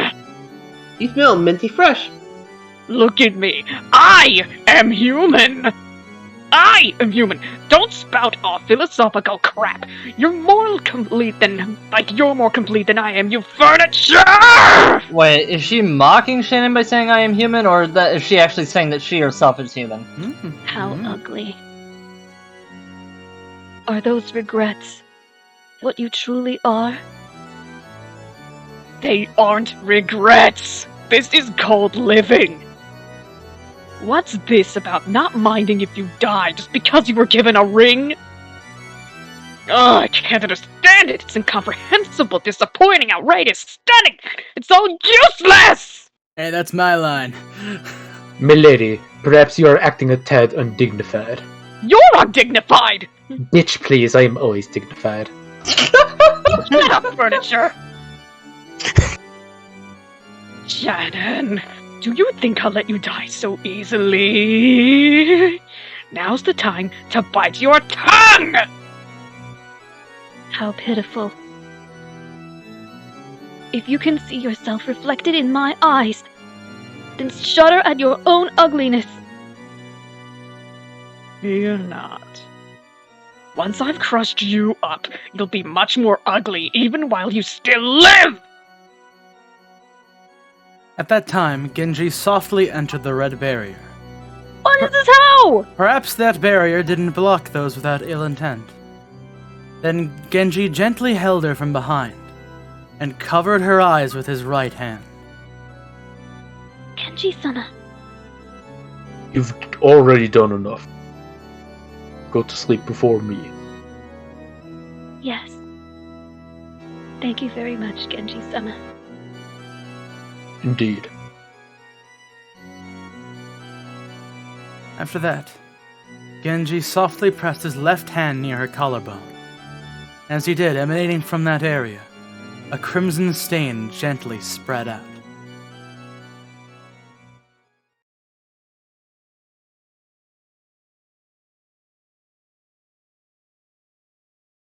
When Genji removed his hand, bright red, fresh blood oozed out of there. It only happened for the first instant, and it was shaped like a crimson rose.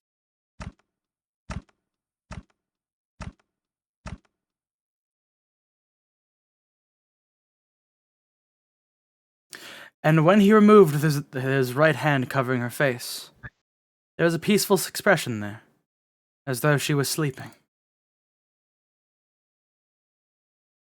As she fell softly, silently, and slept.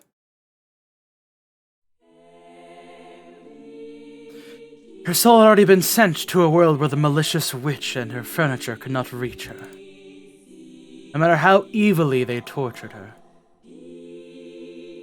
The scene left Beatrice and the Seven Sisters stunned. Only Ronave wore a mysterious smile. Then Genji leaned over to Kanon, who was crouching on the floor. You did as well. You should sleep now too.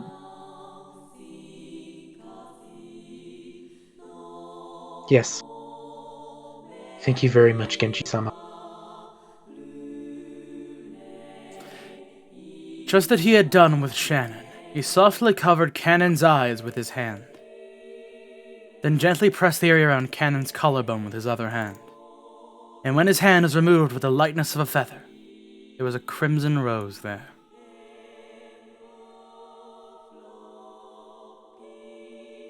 But that rose shape quickly turned into the stain of bright red blood, pouring out.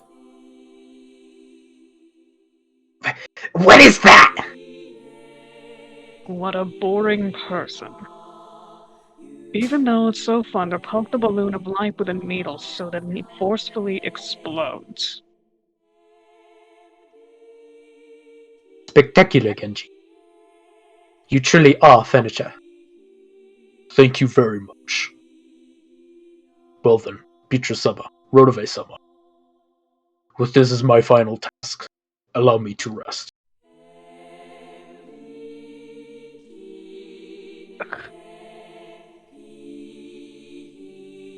Damn you. Snatching away my fun. Why don't I take all the thrashing and mashing I wanted to do to them and give it to you instead? Beatrice faced him with an unsatisfied expression. But Ronave spoke quietly to Genji with a soothing smile. You have worked hard. You are my greatest servant. As my final gift, I shall bestow upon you a peaceful sleep fitting for all of the labors you have performed. What? Wait! It's not your place to...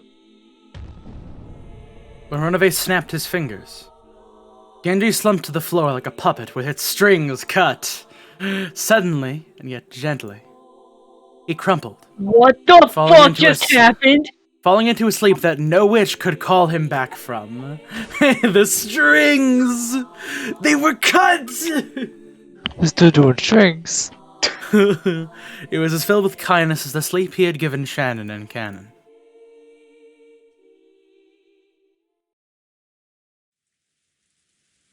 What was that, Ronave?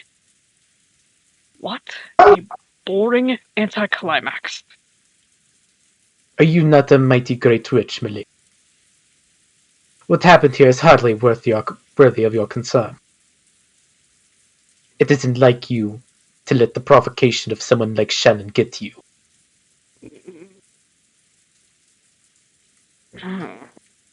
Touch a nerve, I did. I'm on to you, bitch. What was it that had Beatrice so irritated? Was still unable to remove the thorn of Shannon's words. Runaway laughed lightly, as though lamenting the complexity of humanity, and a woman's heart that ordered the seven sisters to go. After all, there were still 2 sacrifices left for the first twilight. The seven sisters disappeared in ecstasy.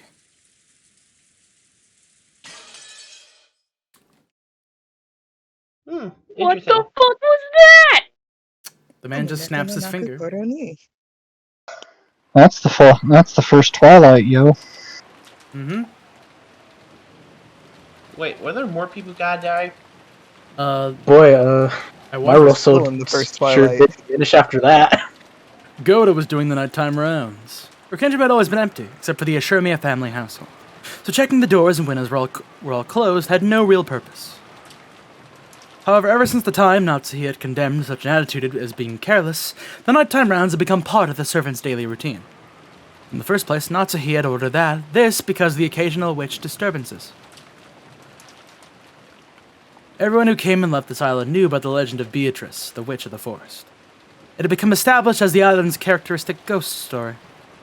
Because of that, it was only natural that some people would claim that, when they thought that they were alone in the mansion, they would hear a strange sound or see the shadow of a person. However, when that created a little too much of a disturbance and reached Natsuhi's ears, she made a fuss, thinking that some suspicious person might have been entering and leaving. Apparently, she had roused all the servants and had them check thoroughly throughout the mansion. Because of all the panic that was over the witch who had appeared before Goda's arrival, he had only ever heard about it from the more senior servants.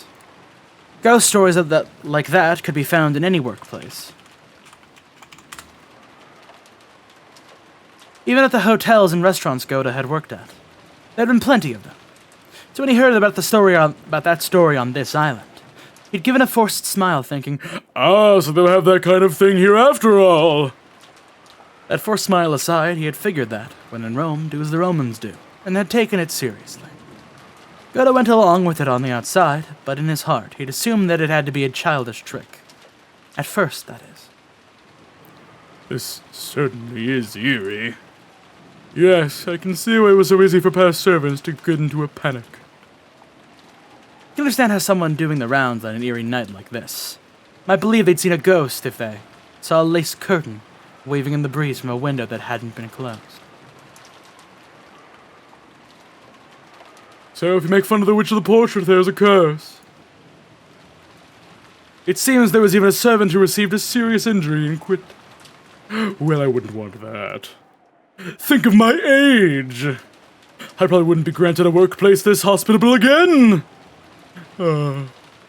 Witch of the portrait, I'm working sincerely, so please give me some peace.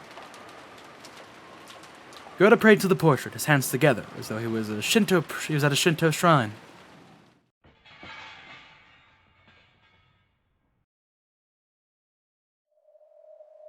At that time, he thought he heard a sound.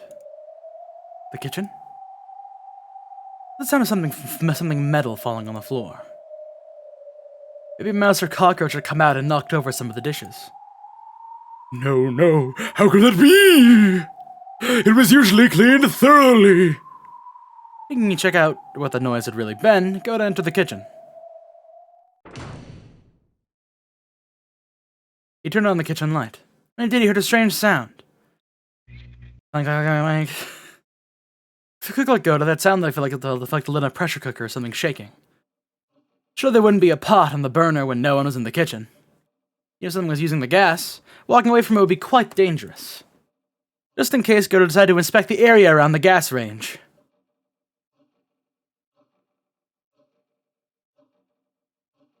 What is this? When he did in the corner with the gas range, the pressure cooker really had been set out, just as he thought. But the flame wasn't on, and yet the lid was clinking. Something fermenting and leaking gas? How could that be? Was there a mouse or something inside? How could there be? Ridiculous. People were watching. Goto acted as though he had a bold personality fitting for his build. But he actually had an unexpectedly timid side to him. He was frightened that there may be something inside, and he couldn't bring himself to check it carelessly. In his cowardice, he grabbed the nearby wooden pestle.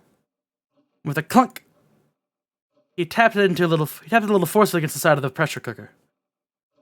When he did, the clanking sound suddenly stopped. He should have been relieved that it had stopped. But the fact that it had stopped when it hit it was even more eerie. Made him even more suspicious about what was inside. Oh. Mysterious phenomena do not exist in this world. Yes, witches and magic and things like that couldn't possibly exist. All phenomena can be explained with science! As if monsters and witches could exist! He repeated that many times, trying to build up his own confidence. The gap between what he was saying and what he was doing was quite comical. Who would believe in a witch? Who would believe in magical curses? Come on, show me what you really are! Take that! He moved the lid of the pressure cooker, and lying exposed there was the sparkling clean silver bottom of the pot. Absolutely nothing frightening like he had imagined. Ooh. Oh, it's only natural. There's no way there could have been anything inside. By now, Goto realized that he had been a coward. So while he had still had some doubts about it as to what caused the lid to make that sound, he figured it wasn't a big problem and decided to worry about it too much. He took the lid and he'd grabbed and softly set it back down on what it had been. It's fine, it won't make a sound. Of course it won't. As if witches or magic could exist. Clink. Clink, clink, clink. Huh? Ding, ding, ding, ding, ding. Ding. God damn it. All the pots and dishes in the kitchen suddenly started clanking at once. It grew even stronger, so that finally the lid to one of the pots fell off.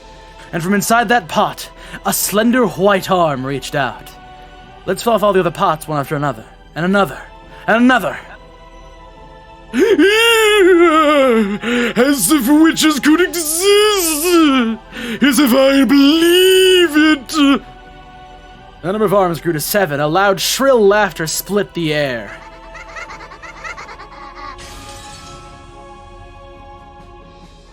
What a letdown.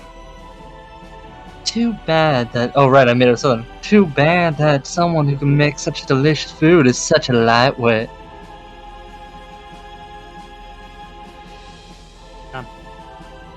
It's your steak, Khan. If you don't want him, I'll take him. He's all mine. Wait, I said no. I'll take him. Huh?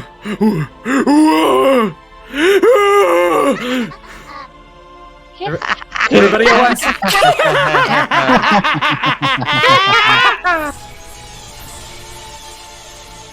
I love that fucking little laughing sound bit.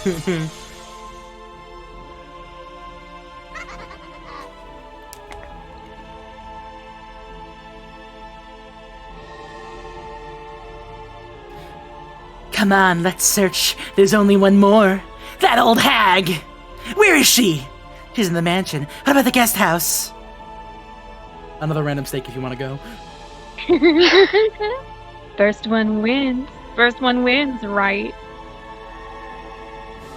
Come on! Search, find her! Find her! Don't be noticed. Nora, Go ahead, Nora. Don't be noticed by the relatives in the dining hall, right? Josh, this one's you. And don't get noticed by kids in the guest house, right? Search in silence. Kill in silence. Oh wait. Well, close enough. We did it. Oh. There you go. You want me to do it over? Oh, there's more. Yeah, you go. You go. After all, it's still just the first Twilight. This one can be you, Bone. She isn't in the guest house, but she wasn't in the mansion either, right? Hey, I found her. I found her. She's in the rose garden. Why is she standing down there without an umbrella? Started giving up. Oh man, oh man, oh man! You blockheads can just sit there and watch. I told you no. Oh wait, I was gonna say like the reason why I picked this one. This one's you. I'm pretty sure that one's supposed to be Joshy, but whatever. I was gonna say the speech pattern sound like Leviathan. I told you no. This one's mine. Come on, if he takes any longer, we'll be scolded by Beatrice-sama. Let's take care of it all at once. Hey. I always killed? Someone do this one? There, found her. Surround her. Come on, let's get along and do it all at once, okay? Die. Scum. Die. Die. What the? Whoa! Alright. You knew it! Remember an old lady?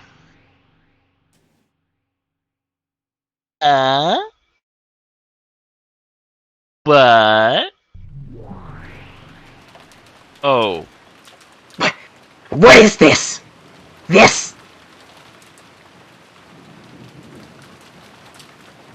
A naughty girl. Wouldn't happen to be friends of that child, you.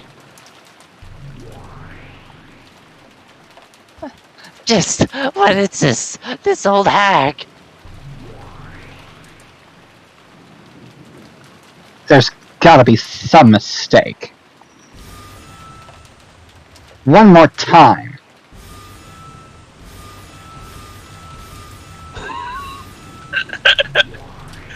Yo, what the fuck is this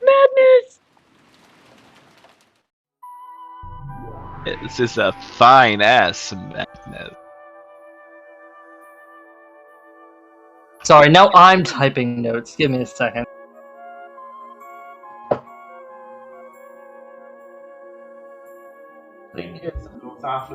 Alright. Why can't she defend against us? Or can she defend? Move aside. Ugh, one more time. No matter how often you try, it won't work. Shut This up. person is good. I'm waiting for that child. Mind calling for her? Do you really expect us to run errands for you like that? That, or I give you a spanking. There's no need. Beatrice-sama.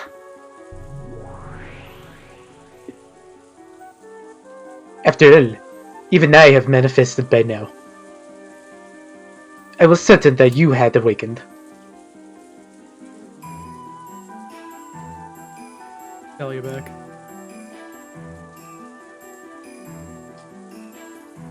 Unabe. It's been a long time. It's really a long time.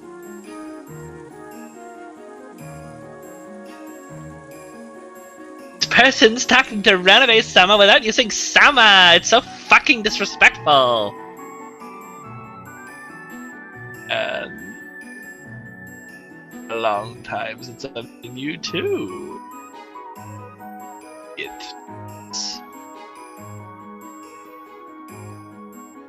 She's not even using Sama for Beatrice Sama.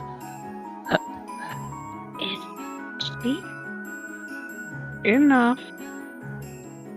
Don't you know who this is? The name Beatrice itself is hers. I only inherited it from her. Oh god, she's the Silver Beatrice, isn't she? This is my teacher. Wait, what? The previous Lady Beatrice. I fucking knew it! Wait, you called that? Lady Beatrice? I fucking called this! Oh, Wait, I didn't know. You might want to pick up the phone?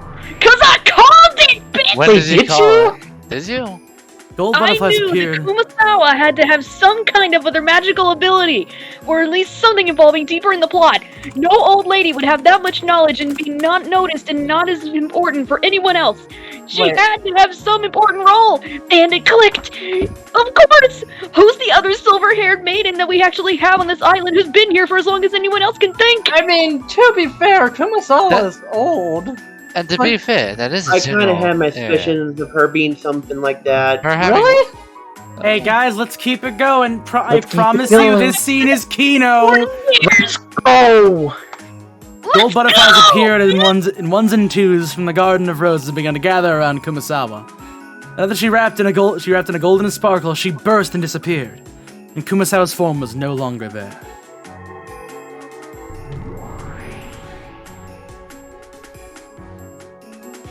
Oh damn! There's another golden witch, the one who taught the path of an endless witch to Beatrice. Does she count as a MILF? Yes! She's not a mom, Okay, MILF alert. as far as I'm aware. I'd say Cougar alert. To Beatrice, Don't and the Google only anything. person Beatrice ever called teacher.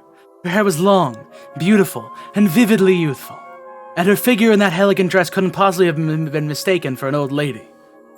No, this looked like a completely different person from Kumasawa. Well, well, teacher.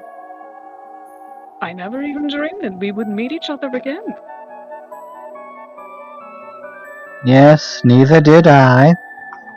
I certainly never dreamed that my sleep would be disturbed. Such a troublesome time for you to awaken. If you'd remained asleep as usual, the first twilight could have ended without much trouble. Or perhaps I should be glad you're here. I was just getting a tad bored. As usual, it seems you're toying with sinless people in a vulgar game. I believe I taught you several times that the power of the Endless Witch mustn't be used to cause people trouble.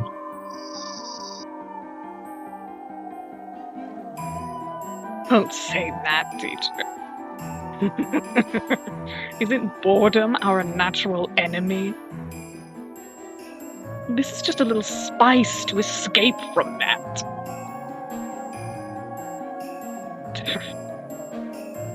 The more the corrosion advances, the stronger my powers become, and the easier it becomes to summon my minions.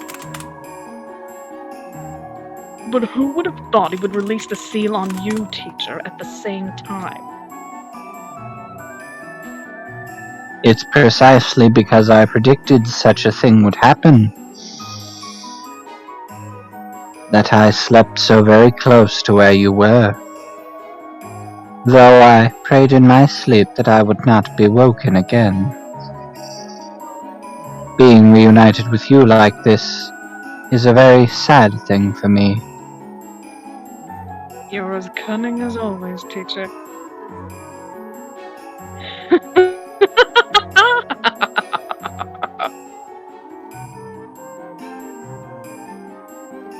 It's Unor. Ronave, have that young furniture step back. Furniture only serves its master. The master is responsible for all of her crimes. Certainly. Madame Beatrice.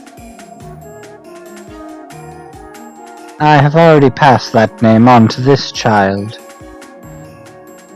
Come now, step back. Furniture girls. I may give warnings a second time if you did not listen to the first. However, do not expect to receive a third.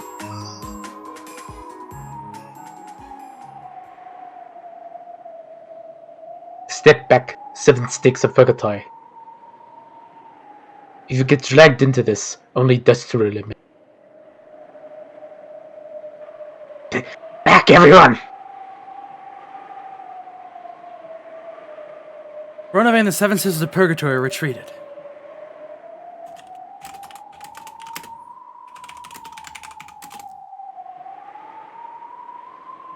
After that, what remained was Beatrice, whose daring expression didn't falter, and the teacher Beatrice, who had given up on the name and wore a composed smile. Well then, teacher, what tea shall I prepare for our long-awaited reunion? Let's see. This reunion was longer in coming than the visit of a comet. Perhaps I will accept your hospitality. And if it seems a mistake has been made, I'll have you return my name and the title of Endless Witch.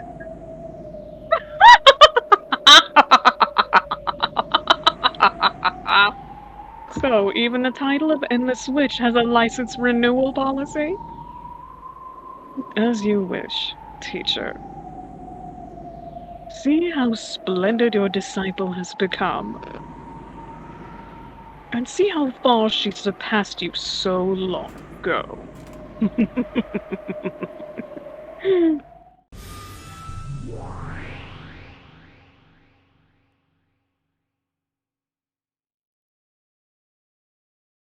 The air between the two Beatrices seemed to explode with sparks. Just by glaring at each other, they purged all spirits from that space. As they watched, the Seven Sisters shivered. After all, they had recreated just retreated less, just 3 steps less than they had. They would have already been turned to dust by now. So come, Beatrice. Surrendering my name to you is the only regret I have in life. I will now correct that error by my own hands.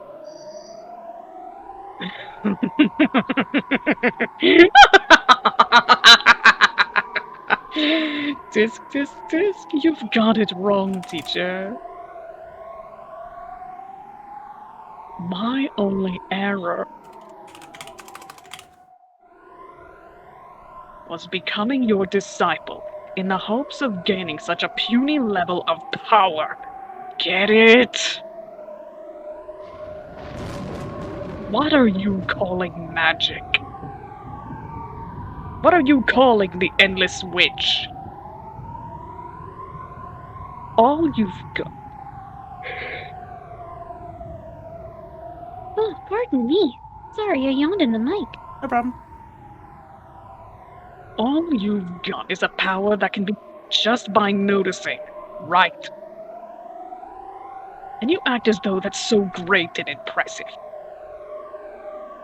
Your turn's long over, teacher!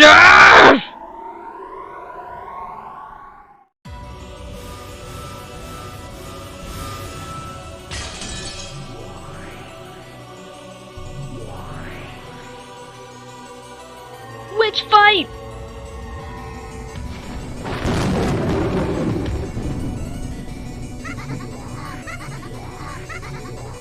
Oh crap! She was down a clue jutsu! Oh shit! Beatrice. Oh wait, Trise? Yes. Beatrice. This music is so good. Christ. Trise. This is called Red Shoes Only Fake. If you be it did not see twice! it. Red Shoes fake. Aye. I don't have a clue what's going on anymore! What in the world is happening right in front of my eyes? No, You poor thing. It seems my disciple is causing you trouble. I apologize.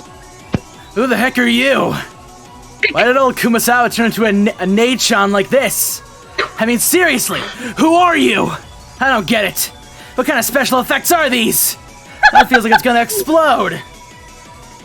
I am the witch teacher of that child. My old name was Beatrice. When that child succeeded me, I gave up that name, so I have no name of my own. Like you've already said, your disciple's been a real pain to me. Please, take responsibility and do something! No, wait! I don't believe in stuff like this! As if witches and magic could possibly exist! I won't accept this messed up battle. Damn it. What should I believe?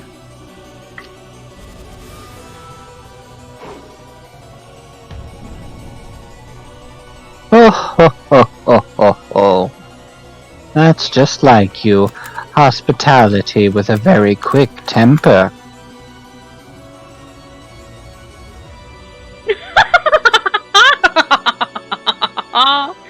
I'd expect nothing less from you, teacher. It seems this is so trivial to you. You don't even feel like opening your eyes. But I doubt you'll even be able to win unless you're prepared to wreck this whole island. See? Come, arise! Shoulder war towers! Towers! Yeah, the towers! Oh, GG! I knew. Go, motherfucker! In response to Beatrice's summons, a terrific earth tremor split the rose garden. At the side of her shoulders, 2 massive war towers were sprouted and stabbed into the heavens. Let's fucking go! They stretched up to 100 merits tall and each had over 360 ports. They were war towers of a god's army corps, which prevented even the groups of ancient heroes from invading their sacred grounds. As Beatrice elegantly floated in the gap between the 2 massive 2-headed towers, she looked down to her teacher, sneering with a sense of absolute superiority. With the 2 massive towers lying behind her shoulders, the witch looked very small, like a butterfly dancing between huge trees.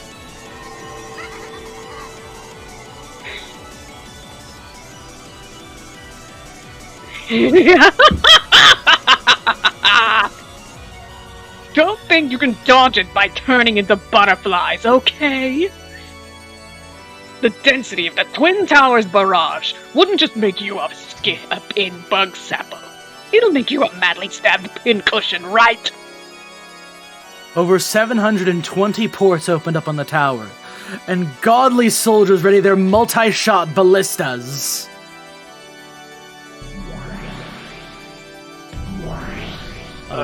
After. Christ, AC. By the way, this is Is that the end of your turn? This is Beatrice's super in the game. Famous last words. Blast away! Hardly. Let's fucking go! The ballista shots that numbered over 1,000 were all fired at once, drawing a beautiful geometric curtain of death. The boorish sound as the bowstrings were played was probably even deeper than that of a reaper swinging its sickle. Come, arise, fallen tower. The music has just Split turned into the single Toho. language, and let that sin be known. Oh, this is so fucking cool in this version! This is really badass. Fuck. The sky was stained in incandescent red, and from between the clouds, a blazing massive tower fell upside down. Good fake this day night shit, man! The massive falling tower and its rubble sucked in the thousands of ballista shots, so that not one of them approached the body of the witch who had summoned it. That's right. No group of people, no matter how large, could approach the mysteries of heaven. That was truly the reality of the fallen tower. As I'd expect from you, teacher. If you do something, you always do it big.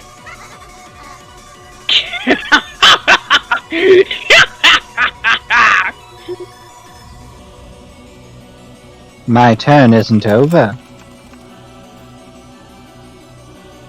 Come, arise, sons of Ivaldi. What? Nothing. Bestow upon me a worthy spear. Wow. HD's trying to keep it together more than Nagisa when he heard the joint Oh, practice. the tower!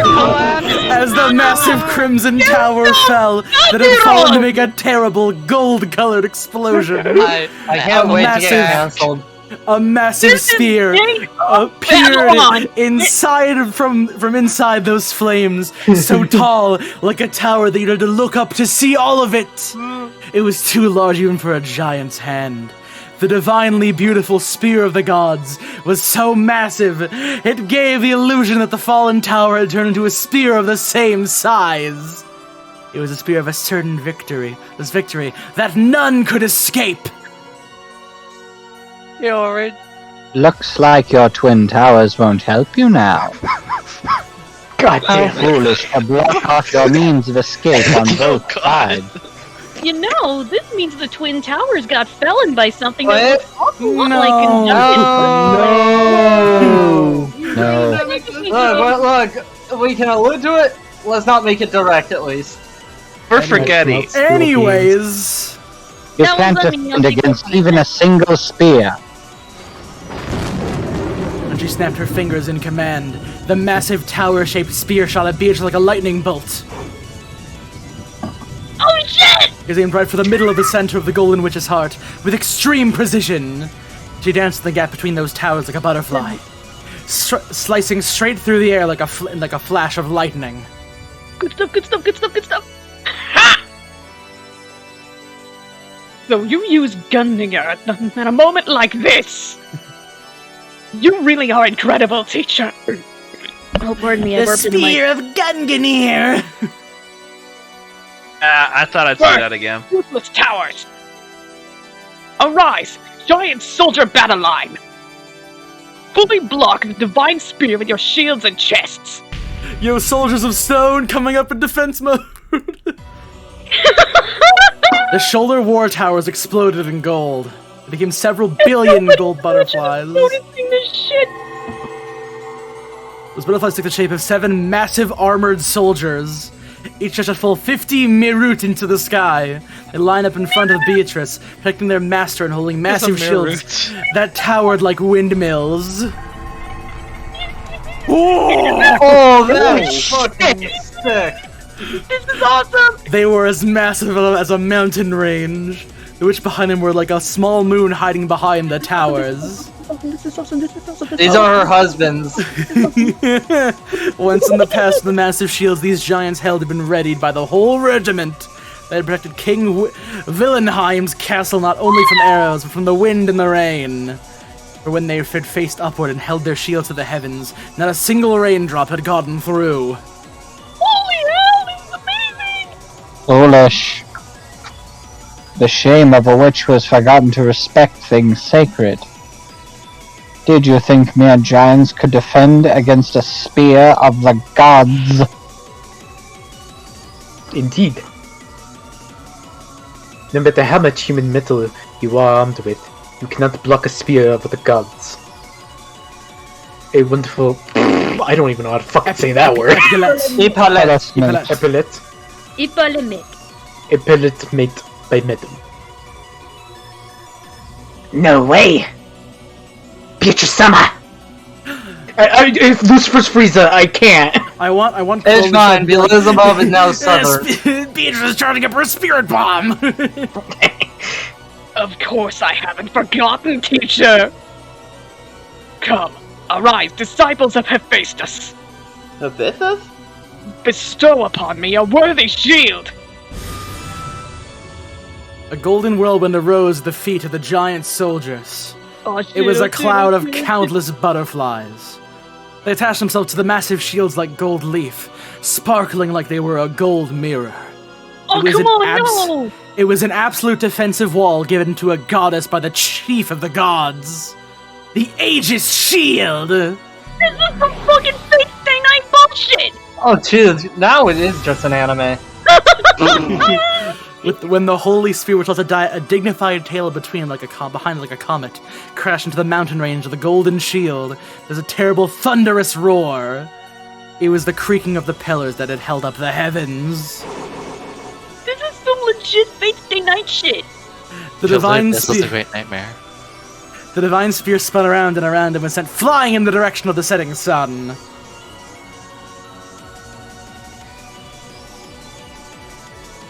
This is you, Orange. Oh fuck!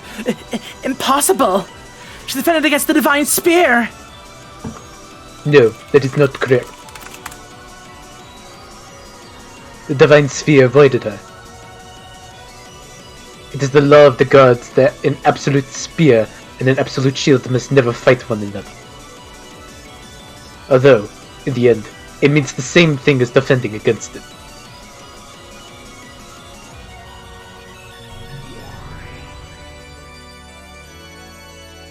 Your skills have improved from engaging in these fights so often. Or rather, it seems you're still as bad as ever at this kind of game, teacher. It's my turn to strike back. I shall follow the code and counter a spear with a spear. The giant soldier battle line, which had fully blocked the divine spear, released its holy golden shield. The spears fell to the earth, making the ground shake. When they did, another golden whirlwind arose, and the 7 gold shields changed in their forms into 7 massive spears of lightning lying on the ground. At once, each of the giants lifted one of their legs high and firmly stomped on the tips of the handles.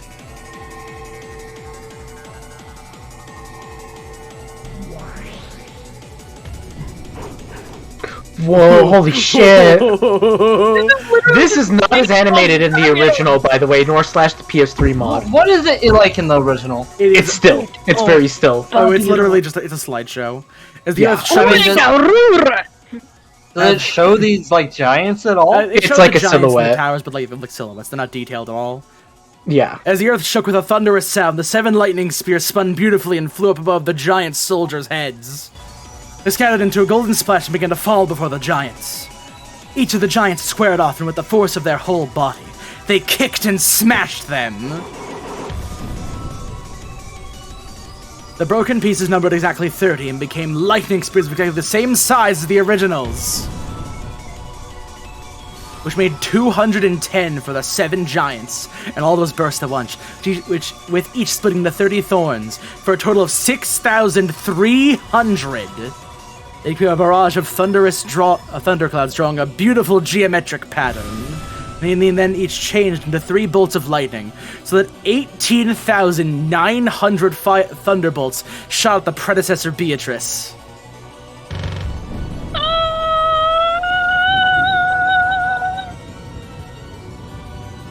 Asmo. Charlie. Over. Trisama. I would expect nothing less from Madame. That bundle of almost 20,000 thunderbolts must reduce the teacher's body to dust. But there had been no resistance. Beatrice knew immediately that she had been fooled. At that time, from the direction that the sun had supposedly set, she felt the impossible rays of sunlight. A brilliant ray of light shone on her profile. The figure of her teacher, pulling aloft the spear of the gods that had supposedly been repelled a short while ago. She bore a sparkle like the sun on her back, made it shine on the incarnation of darkness. As Beatrice watched, she was trapped like a mouse in a cage, cornered in a dead end formed by the giant soldier battle line. By now, the predecessor Beatrice had seized the position directly alongside that line. Playtime is over, Beatrice. My boast, my flank. Her bold expression hadn't faltered even once, but now it twisted for the first time. And faster than Beatrice could click her tongue, the predecessor Beatrice released the holy spear. As it leapt through the air, it changed its form once more. Come, arise, Dverga brothers. Bestow upon me the giant-smashing iron hammer of heaven. Hammer? Dragon soldiers, protect me! What are you doing, you blockheads?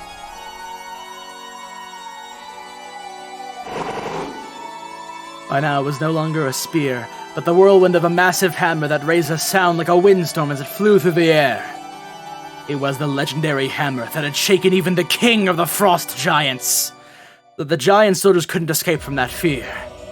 Regardless of how strongly their master ordered them, they couldn't get in the path of that hammer. Back rank mate, rest in peace.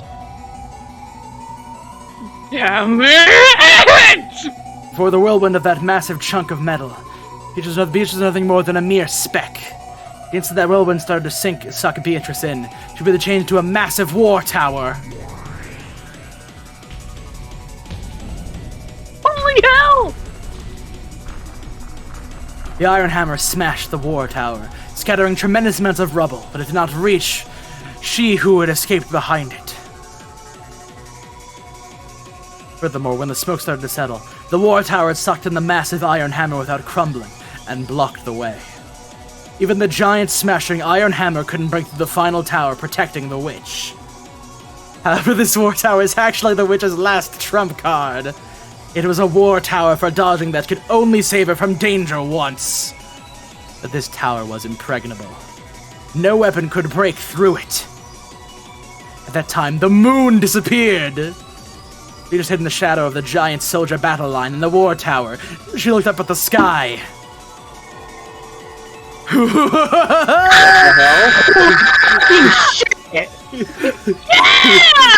When she did, inside the moon was a figure of a massive horse ridden by the god of war and death. His predecessor Beatrice rode the horse with him. His cloak had blocked the moon and swallowed it in an eerie shadow, and the spear of gods was in his hand once more. In other words, it was the godly knight who had jumped over the ramparts formed by the giant soldiers in the war tower, attacking from the heavens. Smothered mates! I have to get the original. I have to show them the original, because the original one, she used a really weird fucking font. The original version of Smothered Mate's hilarious. Yeah, Robert is right. This is SMT. Anyways. This is fucking SMT cross Fate Stay Night. Where the hell was this when I was in Her high school? lewdness was a great nightmare. Her anus was defenseless. I was drowning in a sea of pleasure called Sakura. I'm literally drowning. I am literally drowning. So, for context, I found it. Let me just look at the file name. Okay, the file name is good. This is what it looks like in the original. I believe it's the original. Yeah, Smothered That's Mate. what the original version of Smothered Mate looks like. It's using a weird ass just default Photoshop I font. don't feel like doing the whole ass thing where putting it in there because for some reason it's been really fucky recently. So just put it in post, Joshy. All right, I'll try to remember. It's fine if I mean look, you have an audible reminder right here in the video. Come on, let's keep going. Let's keep going. I want to see where this goes. All right. Anyways, cackle.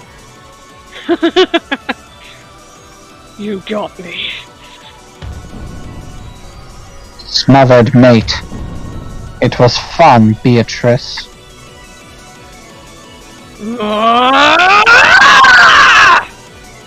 struggle to the death between the two witches was with the same name was over.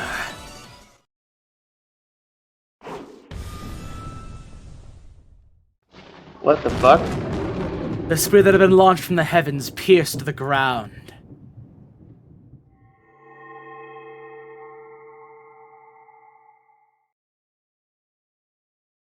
The giant soldier battle line and the war tower split up into countless gold butterflies, wrapping the area in a gold-colored storm. Then came the sound of thunder, the sound of the falling rain and wind. Look around, the rose garden was empty. The butler and the rest were watching the two witches confronting each other. But Beatrice alone had changed.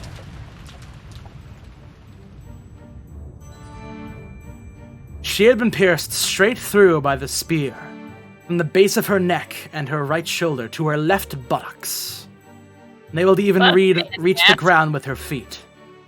horribly exposed like a pitiful pinned butterfly, tormented by the wind and rain.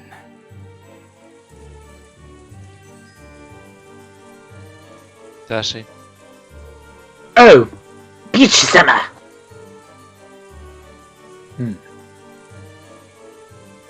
As expected, a truly fearsome person. That settles it. Beatrice.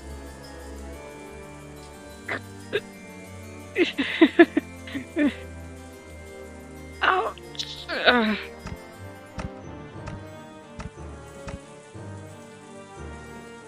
Also, I'm surprised I actually got away with saying that it's a pain in the ass because it went through her left butt cheek and nobody got onto me just yet. Beatrice wore a bitter smile of false courage. But a strand of blood dangled from her mouth, making her look even more pitiful. Noir. The title and power of the Endless Witch. You will return them to me now, along with the name Beatrice. You are too immature to call yourself an Endless Witch. Oh, forgive me, teacher. I was just fooling around, okay? Fucking bitch. I will take my name back from you. I shall return you to your original form. Perhaps you should relinquish this power which is beyond you, and live a life suitable for yourself. Come, try to remember. What form did you have? The predecessor Beatrice began to recite the words of power. When she did, small gold butterflies gathered next to the skewered Beatrice and began to swarm around her. Paragon, Paragon, Paragon. Pargon, Pargon, Pargon, Pargon. Pargon. Like butterflies that? sucking in the nectar out of the flowers. We're gonna suck the magical power out of Beatrice. It seemed to cause her intense pain. A cry of anguish issued from Beatrice's mouth. She no longer had any power to resist it. Come, try closing your eyes. Try to remember. What form did you have?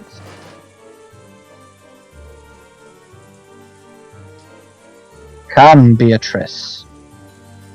Repeat it with me. Let us sing a song together. Then it will be over soon. Let us end your pain as fast as possible.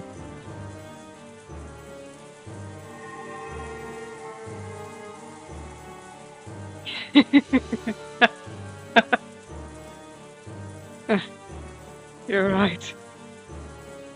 How long has it been since I've sung with you, teacher? Come together now. Come, try to remember. What form did you have? Come, try to remember. What form did you have?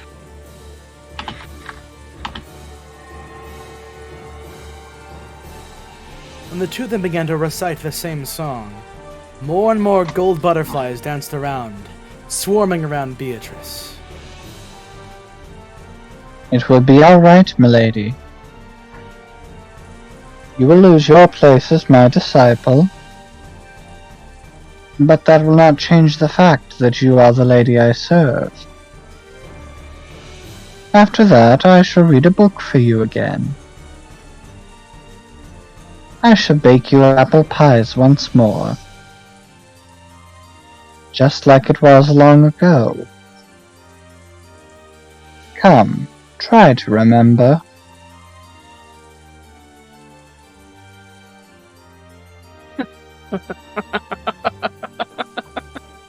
Yes, try to remember. Are you finally starting to remember? Hey, Teacher, did you remember that thing behind you? What is this? When the predecessor Beatrice looked behind her, there was an eerie hedgehog curled up there. No. It was herself. Omae mo shinderu. There was another predecessor Beatrice, whose whole body had been packed with ballista shots, lying there like a pin-cushion doll. Come, try to remember. What form did you have? Or maybe that's not right. Come, try to remember. How were you killed?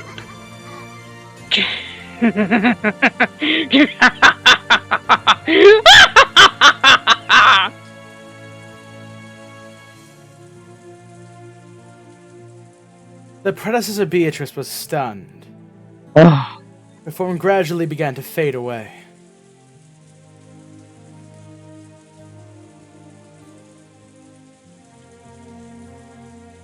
this is... When did you... At the beginning, I did not summon a pair of shoulder towers. There were 4 towers. Teacher, you carelessly stepped across the 7th rank rook boundary of death created by the 2 hidden towers, which were lurking in the distance on either side of you. It was bad manners of me to say check this late. I simply must apologize.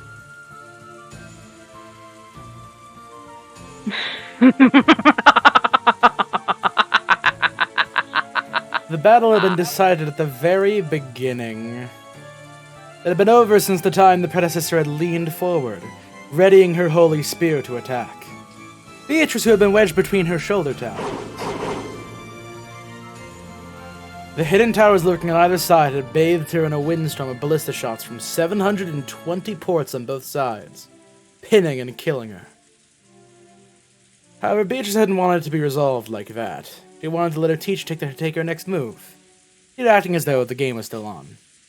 She had immediately revived her with the endless power, and had made her continue the game as though nothing had happened. Then the predecessor slowly remembered that she had already been killed, and began to vanish completely. When she did, the spear that had pierced Beatrice also vanished.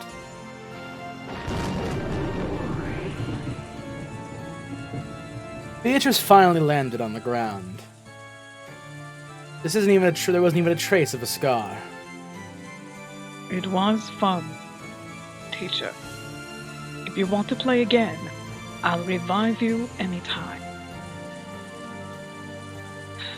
And once we've had some fun, I'll make you remember that you're a corpse again. See? I did everything you told me to. Right. Didn't you tell me to always put my toys back in their boxes when I'm done playing with them?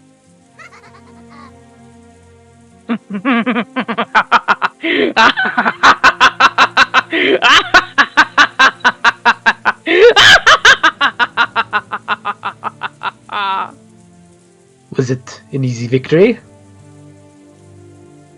You fool, it was a tough one! If I hadn't tricked her with the 4 towers, I would have been the dead one. Ugh, as I'd expect from teacher. But now I can stand proud. Now, I have completely surpassed teacher. Runabe. Clean up teacher's remains a bit. I haven't lost my respect for her that much. Certainly.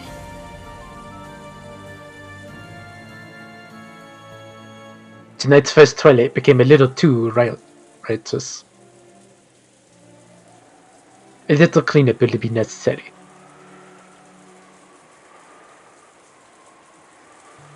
I shall see to it immediately. Goats, it is time to clean up.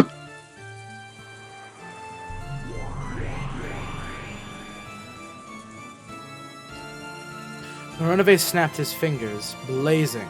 Sparkling eyes began to blink open in the shadows and darkness, becoming goat-headed attendants that appeared one after another. Holy shit, these goats got buff last time I sold them! One by one, they wordlessly stood at attention in a line behind Rodove's back. This time, what shall be done about the 6 corpses? Another closed room pattern? I'm in no mood to think now. I will leave it to you, Ronove. An extraordinary closed room to torment Battler, if you would.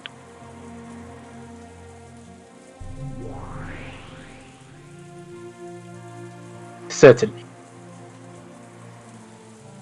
Then it shall be extraordinary.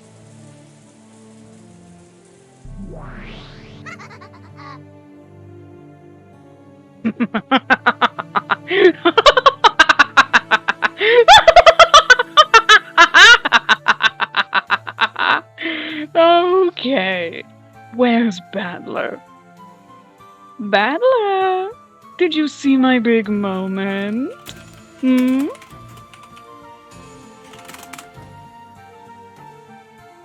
Ah, damn it! Being shown that screwed up magical storm, what can I deny? Forget just witches existing. Being shown that tremendous flashy fantasy. What can I deny now? I don't get it anymore. Like that last time, too. But how can I deny these awesome, wonderful magic battles?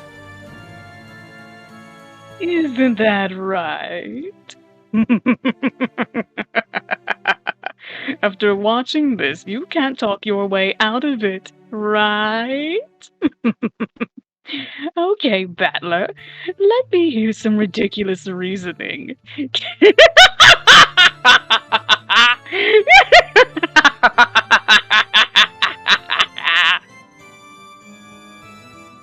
Milady, your laugh is becoming undignified.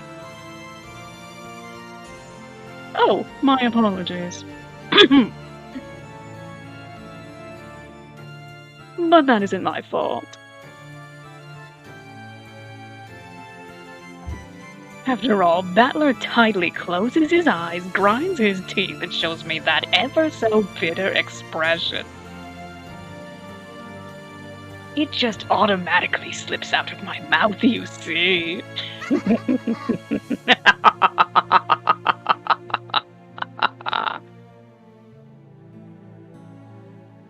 So, Battler-sama,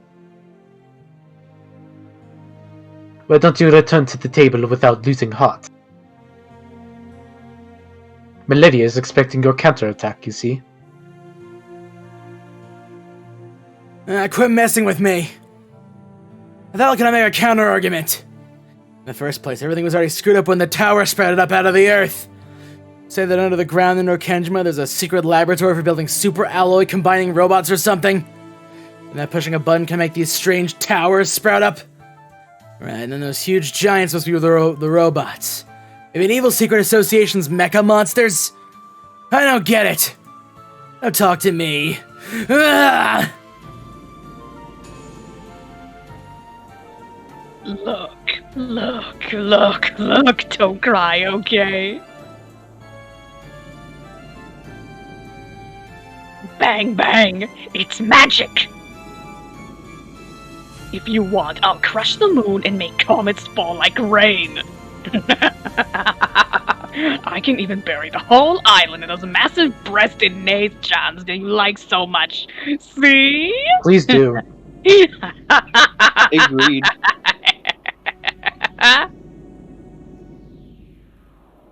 Come on, look, my turn's over. See? Show me your response. Launch your counterattack. You can't win, can you? It's me. It's me, Except that there's a quadrillion things you can't do. You're useless against this, right? You actually like this kind of fantasy, don't you? I get it. That's been going around on the streets lately, hasn't it? In manga and light novels and anime and movies. Some teenage brats get a whole bunch of strange special abilities and they blow up all sorts of stuff with the fate of the world on the line. That seems accurate. You love that too, don't you? I know. Don't hide it. You love it. Right.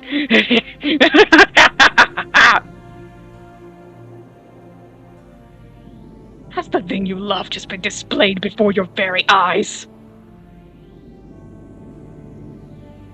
Why do you believe in it?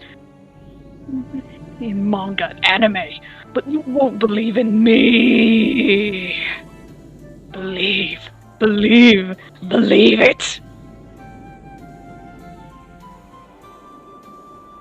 You can't argue back. Not after you've been shown something like this. Right? Look. Answer me. Answer. You don't need to think. You can just obediently say, I'm sorry, Beatrice-sama.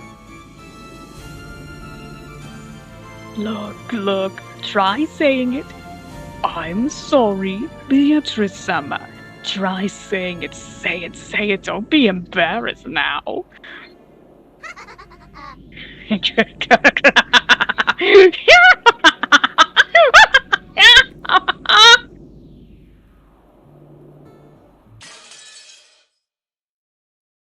Well, damn.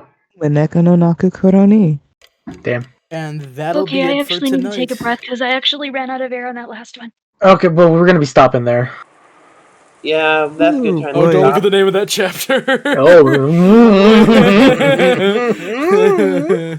Oh. Fuck. Oh, spoilers. It's like because it. Oh, is it a spoiler? Well, I it is can't a believe reveal. the vase is named that. That's wild. the whole ass vase got a name. Fucking hell. Though I will say that. Screen like fucking 5 times. Though I will say that the exposition about the vase is a little much. Like, oh my god. going to Should we just get it out of the way? Nah. I mean, it's gonna show up in that shit. It's fine. Nah, we'll let them gonna get show the vase up. scene. When Monday hits, you'll see. Don't worry. If we do it Okay. Monday. I like to hope we will. I mean, it seems like we might be able to, right? Okay, this is the discussion part. I'm gonna go get food now. Mhm. I'm also make going to go get piss. food. I'm Okay. also going to say, hey, early shilling for the people who don't feel like sticking around. Follow. Actually, I can say subscribe now because we have that. Interact with me. I would appreciate it. Okay. Join our Discord, please. Yeah, we have a cool little Discord. Anyways, so.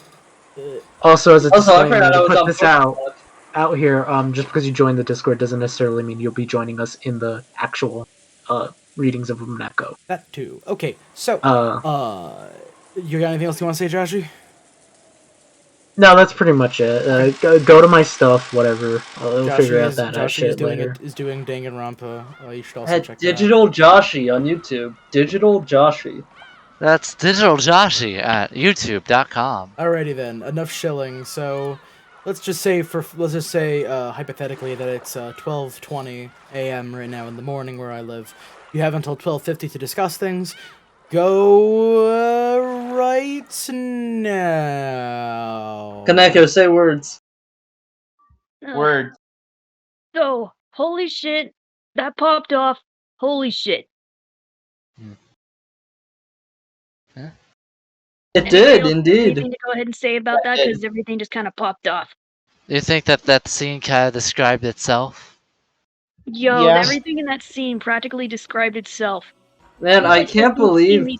It was like SMT meets Fate Stay Night in one giant visual novel aspect. Also, Yu-Gi-Oh! Yeah, I that cast was level weird. 8 hardening on my. They had very advanced fireworks. That's right, fireworks. It was all fireworks. In the 1980s. Yes. Really fun. Well, yes. And also, man, those were some great plaster golems and plaster towers, huh? You are Dude, literally it's- battling that moment right now, aren't you? I have to find an explanation. Dude, you can't make giant soldiers of metal and rocks just immediately come out of the ground. It was Watch me, fun. I'll do it right now. or the You know, they powers. got like gold bars. They made it out of really good plaster. They painted it really well. Seek No a one way has out. enough time to do that. Seek a way out. Magic doesn't exist, Con. Come on. Unless it's like a shared illusion by everyone, there's no way you can get out of it, Bone. It's real. You don't So- know that. I like just how many fucking Uno reverses there were in that fight. I'm sorry, I have to say it. It's fine. Well, it's for Yu-Gi-Oh, so. It was a sick reversal!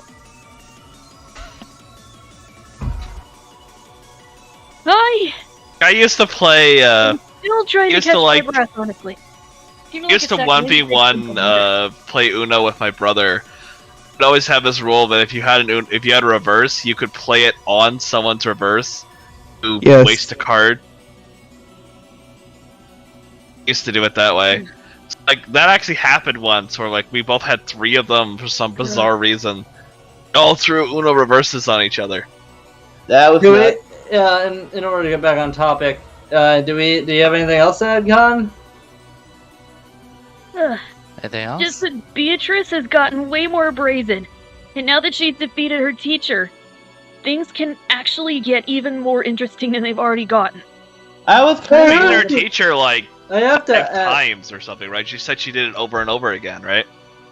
What? In the past. No, I don't think so. Oh, but she said something like, I resurrect you when I get bored, and then I beat you No, over and she over said again. that This is now after she can. battle. She said now that she can. Now she can do that. So Okay. the seal on her was originally not unleashed until right now. But so now I gotta wonder is if she's actually participated at all, like behind the scenes, if she's actually interfered at all with the bullshit. No, I don't think so. Maybe. She said that the seal had officially been broken on her, meaning she's- somebody placed a sort of magical seal on that old Beatrice, the predecessor, leaving her as Kumasawa. Did they say what that seal? Like, did they say what the seal was, or was that like a big mystery? That's just a magic seal, dude. It doesn't have to have any form or anything. No, I'm asking. Was it the same seal that held back Beatrice, or was it a different seal? It's a different seal, though. Oh, okay. So this seal. is like a new thing. This is a new thing that's happened. A new thing with deeper implications. Question is, if predecessor Beatrice is Kumasawa, did she let herself get killed without a fight the first 2 times? Wait, what? That was Yeah, First 2 because chapters. That's That was because she was because- sealed. That was because, and if you'll remember, the magic back then wasn't as strong as it is now. Beatrice actually did say beforehand, with every round of this game, more of the power gets released. So now there's enough magic to where her predecessor actually did rematerialize. I mean, Ronave is already here because of that. Essentially, she's actually allowing her predecessor to come back just by releasing more magic. Because 1, she's still human whether she likes it or not, and 2, because things would be a lot less interesting if we didn't have her back. Sure. At least from a storytelling standpoint. I agree with that. Around chapter 1, episode 1 of this series, I kind of went like, why is she here? She seems oddly placed out of all the servants. I kept on saying that because I knew something was off about her, and I was correct about that. I was fucking right! Me too, me and you were right on the mark. Someone better pick up that damn phone. Because I called fucking it! called it! I already Yeah. did the thing earlier. No, you did the thing. Did you call that it was Beatrice's teacher? I didn't No. call that part specifically, but I did call Same that thing. Kumasawa knew a lot more than she was letting on. I have This returned. also confirms another theory I actually had. That seems pretty Mostly. clear. No, mostly that even the physical bodies can inhabit the magical beings. Mm-hmm. Wait, what? Ugh. The human bodies can actually hold a magical being. And I think the best way to describe that would be Ava right now. It's Why? clear. What? Well, that would actually make sense. I'm saying Ava's situation is the same thing as what's happened right now here with Kumasawa and Beatrice's teacher. Meaning she has another piece of magic or another piece of Beatrice inside of her. Why do you say this? What makes it? Because if you remember, every time Ava's ever talked to her inner child or her inner self, it's always said that believing in her is the true way to get her magic to work. Mm-hmm. And we already knew from experience, they already made flesh puppets before that it could have happened similar to her or something even different. Exactly. Meaning humans can harbor these sorts of pieces of magic and these witches and wizards and things. And we'll segue to the other part of this thing. We already knew, we kind of got confirmed that Kanon, Shannon, and Genji were some type of magical humans. Battler ends up being a fucking wizard. That would be amazing. And that the Kenzo's methods of actually making them were actually real. I wonder why Kenzo would try to make magical swordsmen and shields. It doesn't seem to protect him from Beatrice. He is willingly accepting death. You ever practice making homunculi? They're not perfect, especially in this concept. Okay, but I mean, like, again, I just asked, why would he even bother? What's the point of them? Because he's trying. I think it may be a part of emulating Beatrice. At the same time, it also just seems like he does refer to them as his furniture. To him, they're his tools. And to be a master of any sort of trade, you'd need your own specific tools. So to him, these furniture are nothing more than the tools of the trade. Beatrice has hers, and he has his. Nothing more, nothing less. Also, alright, so you think it's just because he just wants to be a wizard man? He just wants it's literally just the tools of the trade, dude. Okay, but it's like, why would he need those tools? What would be the point of these tools if he's not going to use them to defend or attack? He's already said, and we've already stated before, his magical power is pretty much akin to a peanut. Okay, I'm just asking why bother with the sword and shield shit if that, like, if they're not... Because he's trying to be more powerful. Don't you know that? It just seems like a weird tool to use if you're not going to use it. I mean, make if you're not going to use it. He's been using it. It's just that no, he hasn't. They've been doing it. They've been autonomous. Like Kanon has only ever taken out the. They may have had some form of autonomy, but other than that, they can't really go ahead and show those things willy-nilly. Well, I mean, it wouldn't be willy-nilly. It would be like in front. Like Kanon has only ever taken out the sword to defend somebody that wasn't Kenzo. Shannon has only ever taken out the shield to defend Kanon. Are you sure that they didn't try at once when they're children practicing? I mean, they didn't hear. It just seems kind of pointless. You're saying that the pointless that they're being existing, but the concept is that he's just using them as what he tended to do, as furniture. I don't think he's using them to cut butter. Dude. Beatrice is pretty fucking S tier. Like, I bet those pieces would work against something that wasn't Beatrice. I guess. I mean, that's a better explanation than what I've been hearing so far. No. They're living tools, is basically what they are. What is a tool is made to be used? And he hasn't been using the sword. He hasn't been using the shield. Yes, he has been using them as servants. He hasn't. Yeah. No, I'm specifically talking about the sword and shield thing. That's part of their tool set. That's just part of their set. All right. It's part of their move set. Yes, like a look, you don't pull out your ultra every time. Sort of like how the seven, apparently not at all. Sort of like how the seven sisters are literally just each stakes, dude. Like you can't. Just yeah, but she's been using the stakes as stakes. She's been using them as a weapon. She's been using the weapons as weapons. Here's the thing, Bun. You can't just take the tyrant rave out of Soul, basically.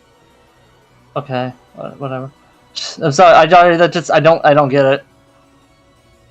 You ever seen the series Soul Eater? Yes, the thing where they use the weapons as weapons?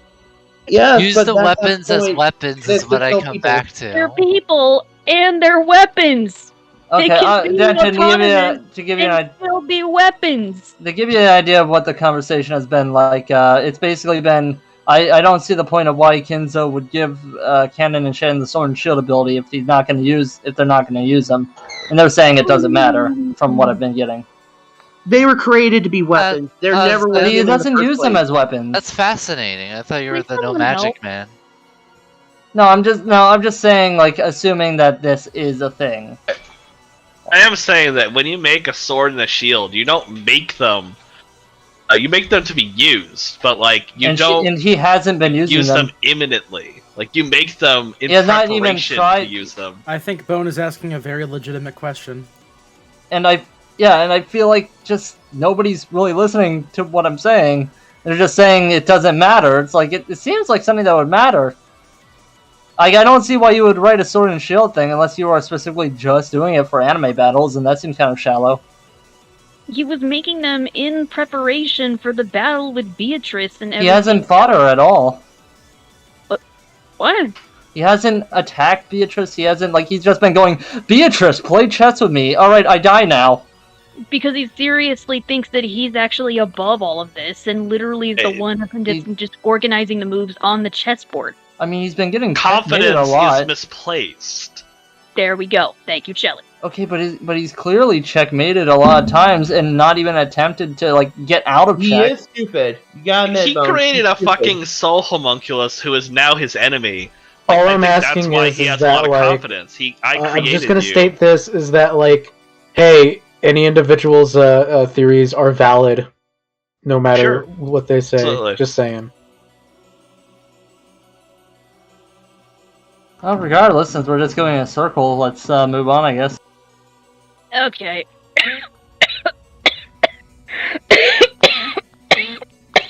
I think the Beatrice slaps kind of took a lot out of me. Oh yeah. Can we all just agree that Genji is a total badass? Yeah, I guess. Dude, seriously walked into Shannon's shield, and then he just literally said good night to both Shannon and Cannon, man. I mean, he just seems kind of sad. Night. I would say he seems more sad. I mean, the thing where he threw the knife at the bug. I think, what was it, a bug they threw it at? The knife in the last episode. It was one of the golden butterflies. Yeah, like that was cool. He just kind of seemed somber. Well, yeah, it's like major fuck you to Beatrice. Their souls yeah. are not your playthings this time, bitch. I think that was more. I'm not sure if you were doing it in spite of Beatrice. I think you were doing it more for the benefit of the two. Nah, I'd just like to say it's a little bit of both. The spite towards Beatrice was a bonus. Yeah.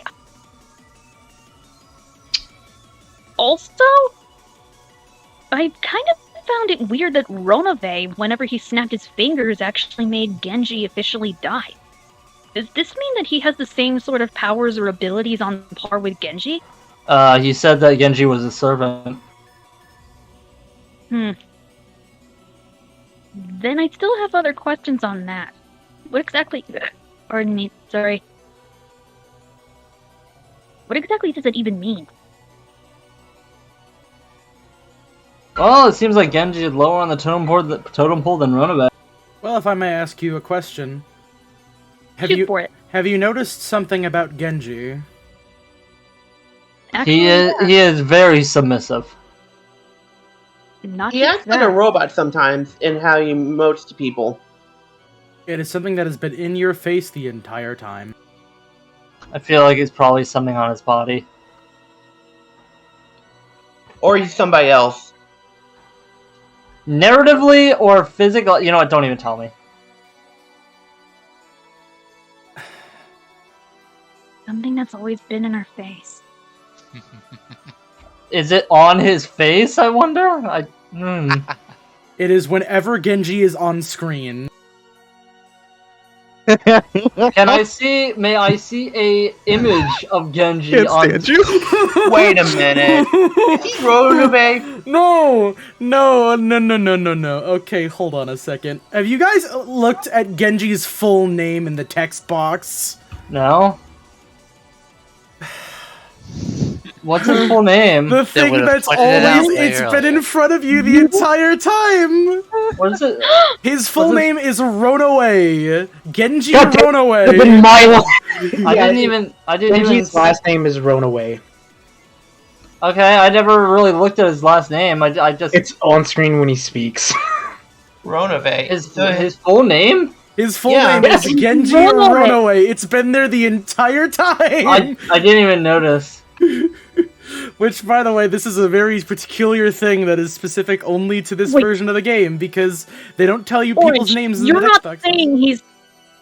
Well, no, Oh, he's not saying I'm not anything. saying He's not saying anything. We are only telling you information that is present literally right in front of your eyes. Can I see an image of Genji on screen?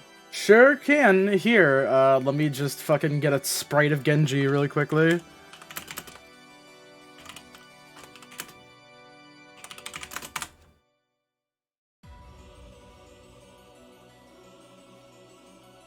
That's a web app. Hold on, it'll actually work. Oh wow, it does. There we go. There is a photograph of Genji. I'll also provide it for the viewers at home. So, Hold on, let me. posted that Fight yeah, Club, I you never noticed dingus. it. I actually never noticed it showed his full name because I just never looked at the names. Oh, you mean like you I want to was- see like the you want to see like the text box thing? Hold on. Also, this is a scene that we literally started the stream off on. So Oh, we're AC good. already posted it. Excuse me, by the way. I was not Oh wait, expecting that's the a wrong bunch. place. Ooh, hoopsie. Also, I doopsies. probably would have thought of that in a different pronunciation. Like I probably Well, would it have is. It's not. His No, last I name. probably isn't- would have read that as Rono-O if I actually. Well, no, I would probably read it as Ronaway if I actually tried. But like my eyes just read it as that when I'm not thinking about it.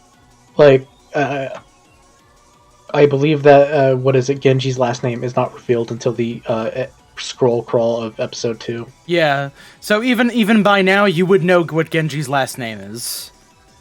Okay, so it makes sense now. But in episode 1, they kind of just drop it there Okay, makes because of sense the name now. shit. But Still, we don't know what this means, but I mean, it does yeah. probably mean something. I will not tell you whether or not it means anything. I'm just saying that it is something that you could notice. yeah. Yeah. Yep, Rono-O Genji.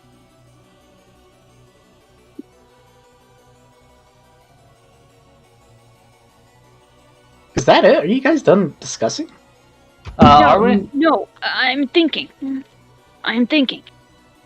She's having a brain blast. You filled her with so many possible ideas.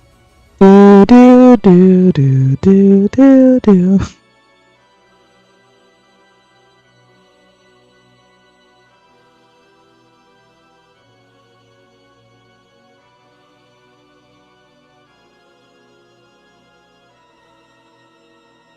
Well, I think something. What you thinking? That's Yeah, I it. didn't actually get I to hear just your thought of theory. the word something, and that's what I thought. What were I you am talking about padding for before? time. Because I didn't get to hear it, and if you guys disagree with it, please Huh? do not fucking interrupt him, or else I will server mute you. Wait, what happened? I want to hear your theory, Bone, because I was not here. Oh no, I just said I thought of the word something. No, I want to hear your theory as in what you said prior. I don't. Did I make a theory? You said something. You were asking something. All I remember is saying I thought something, and I think said they're I was asking about padding. I said I was padding for time. No, that's not what I meant, Bone. I mean, prior to when we were talking about fucking Genji's last name, you were discussing shit with everyone. About the I think I tools just and said canon his and name all looked like that. Rono-O. I'm not talking about Ronaway.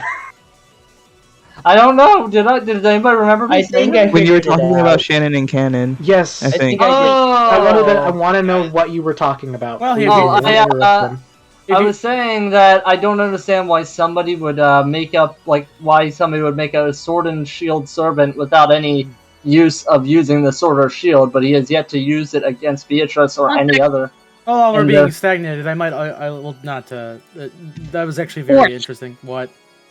Answer me this. I may or may not give you a reply. Are Genji and Ronove like a cicada in its shell?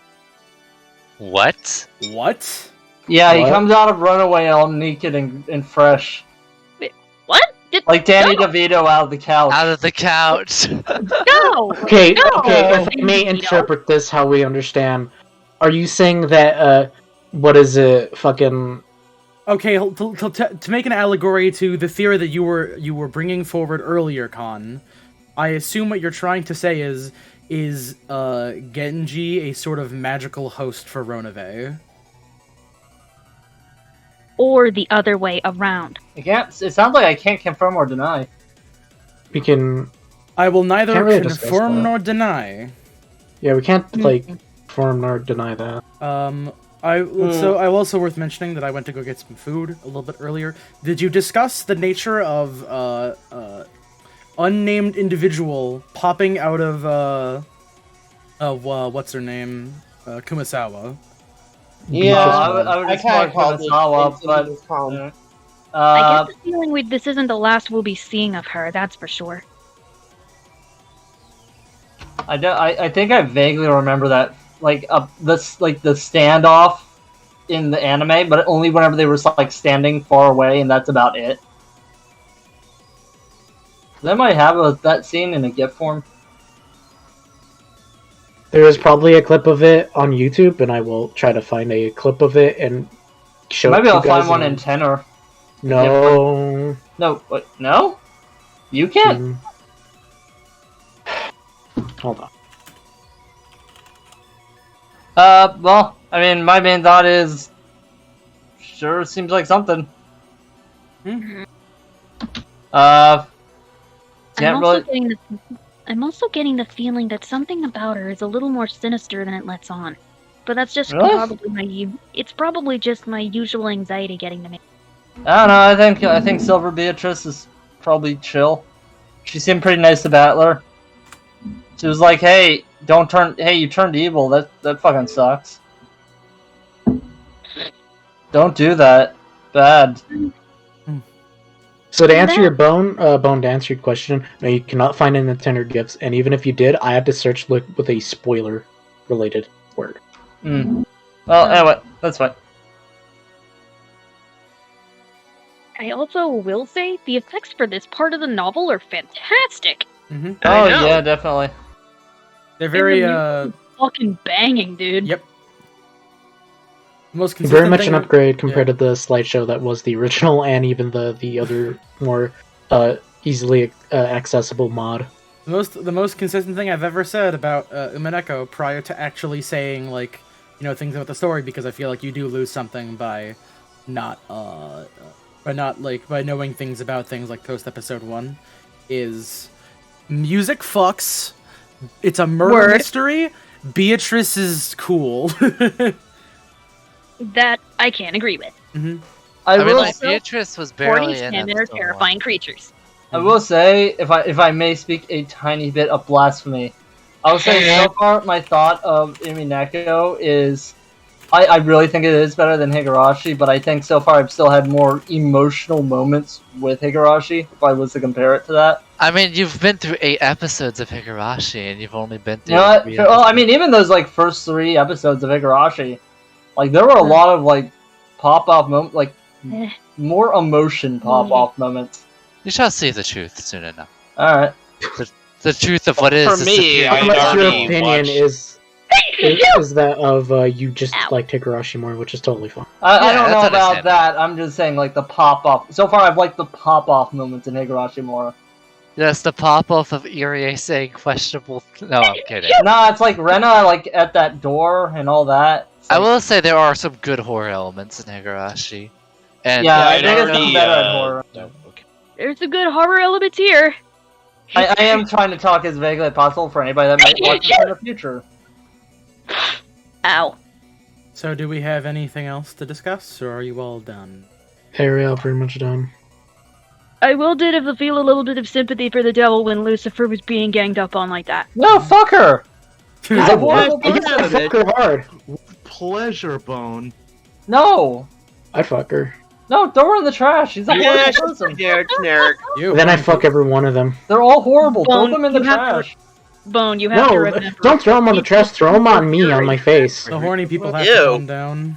They're No. going to kill you again and again. No, they won't. I can fix them. I'm built different. All right. So if we're all good to go, I will call it here for now because we're like 5 minutes away from the deadline. Yeah, cause I got really nothing else to say other than that was a kick-ass fight. Yeah. All right. Too bad it had to end like that. Thank you all very much for joining with us. Like I said, consider following, fucking, shitting all over my chat. Yo, I'd fuck the 7 sticks. I bet you would. Good night, everybody. In your I'd fuck them hard.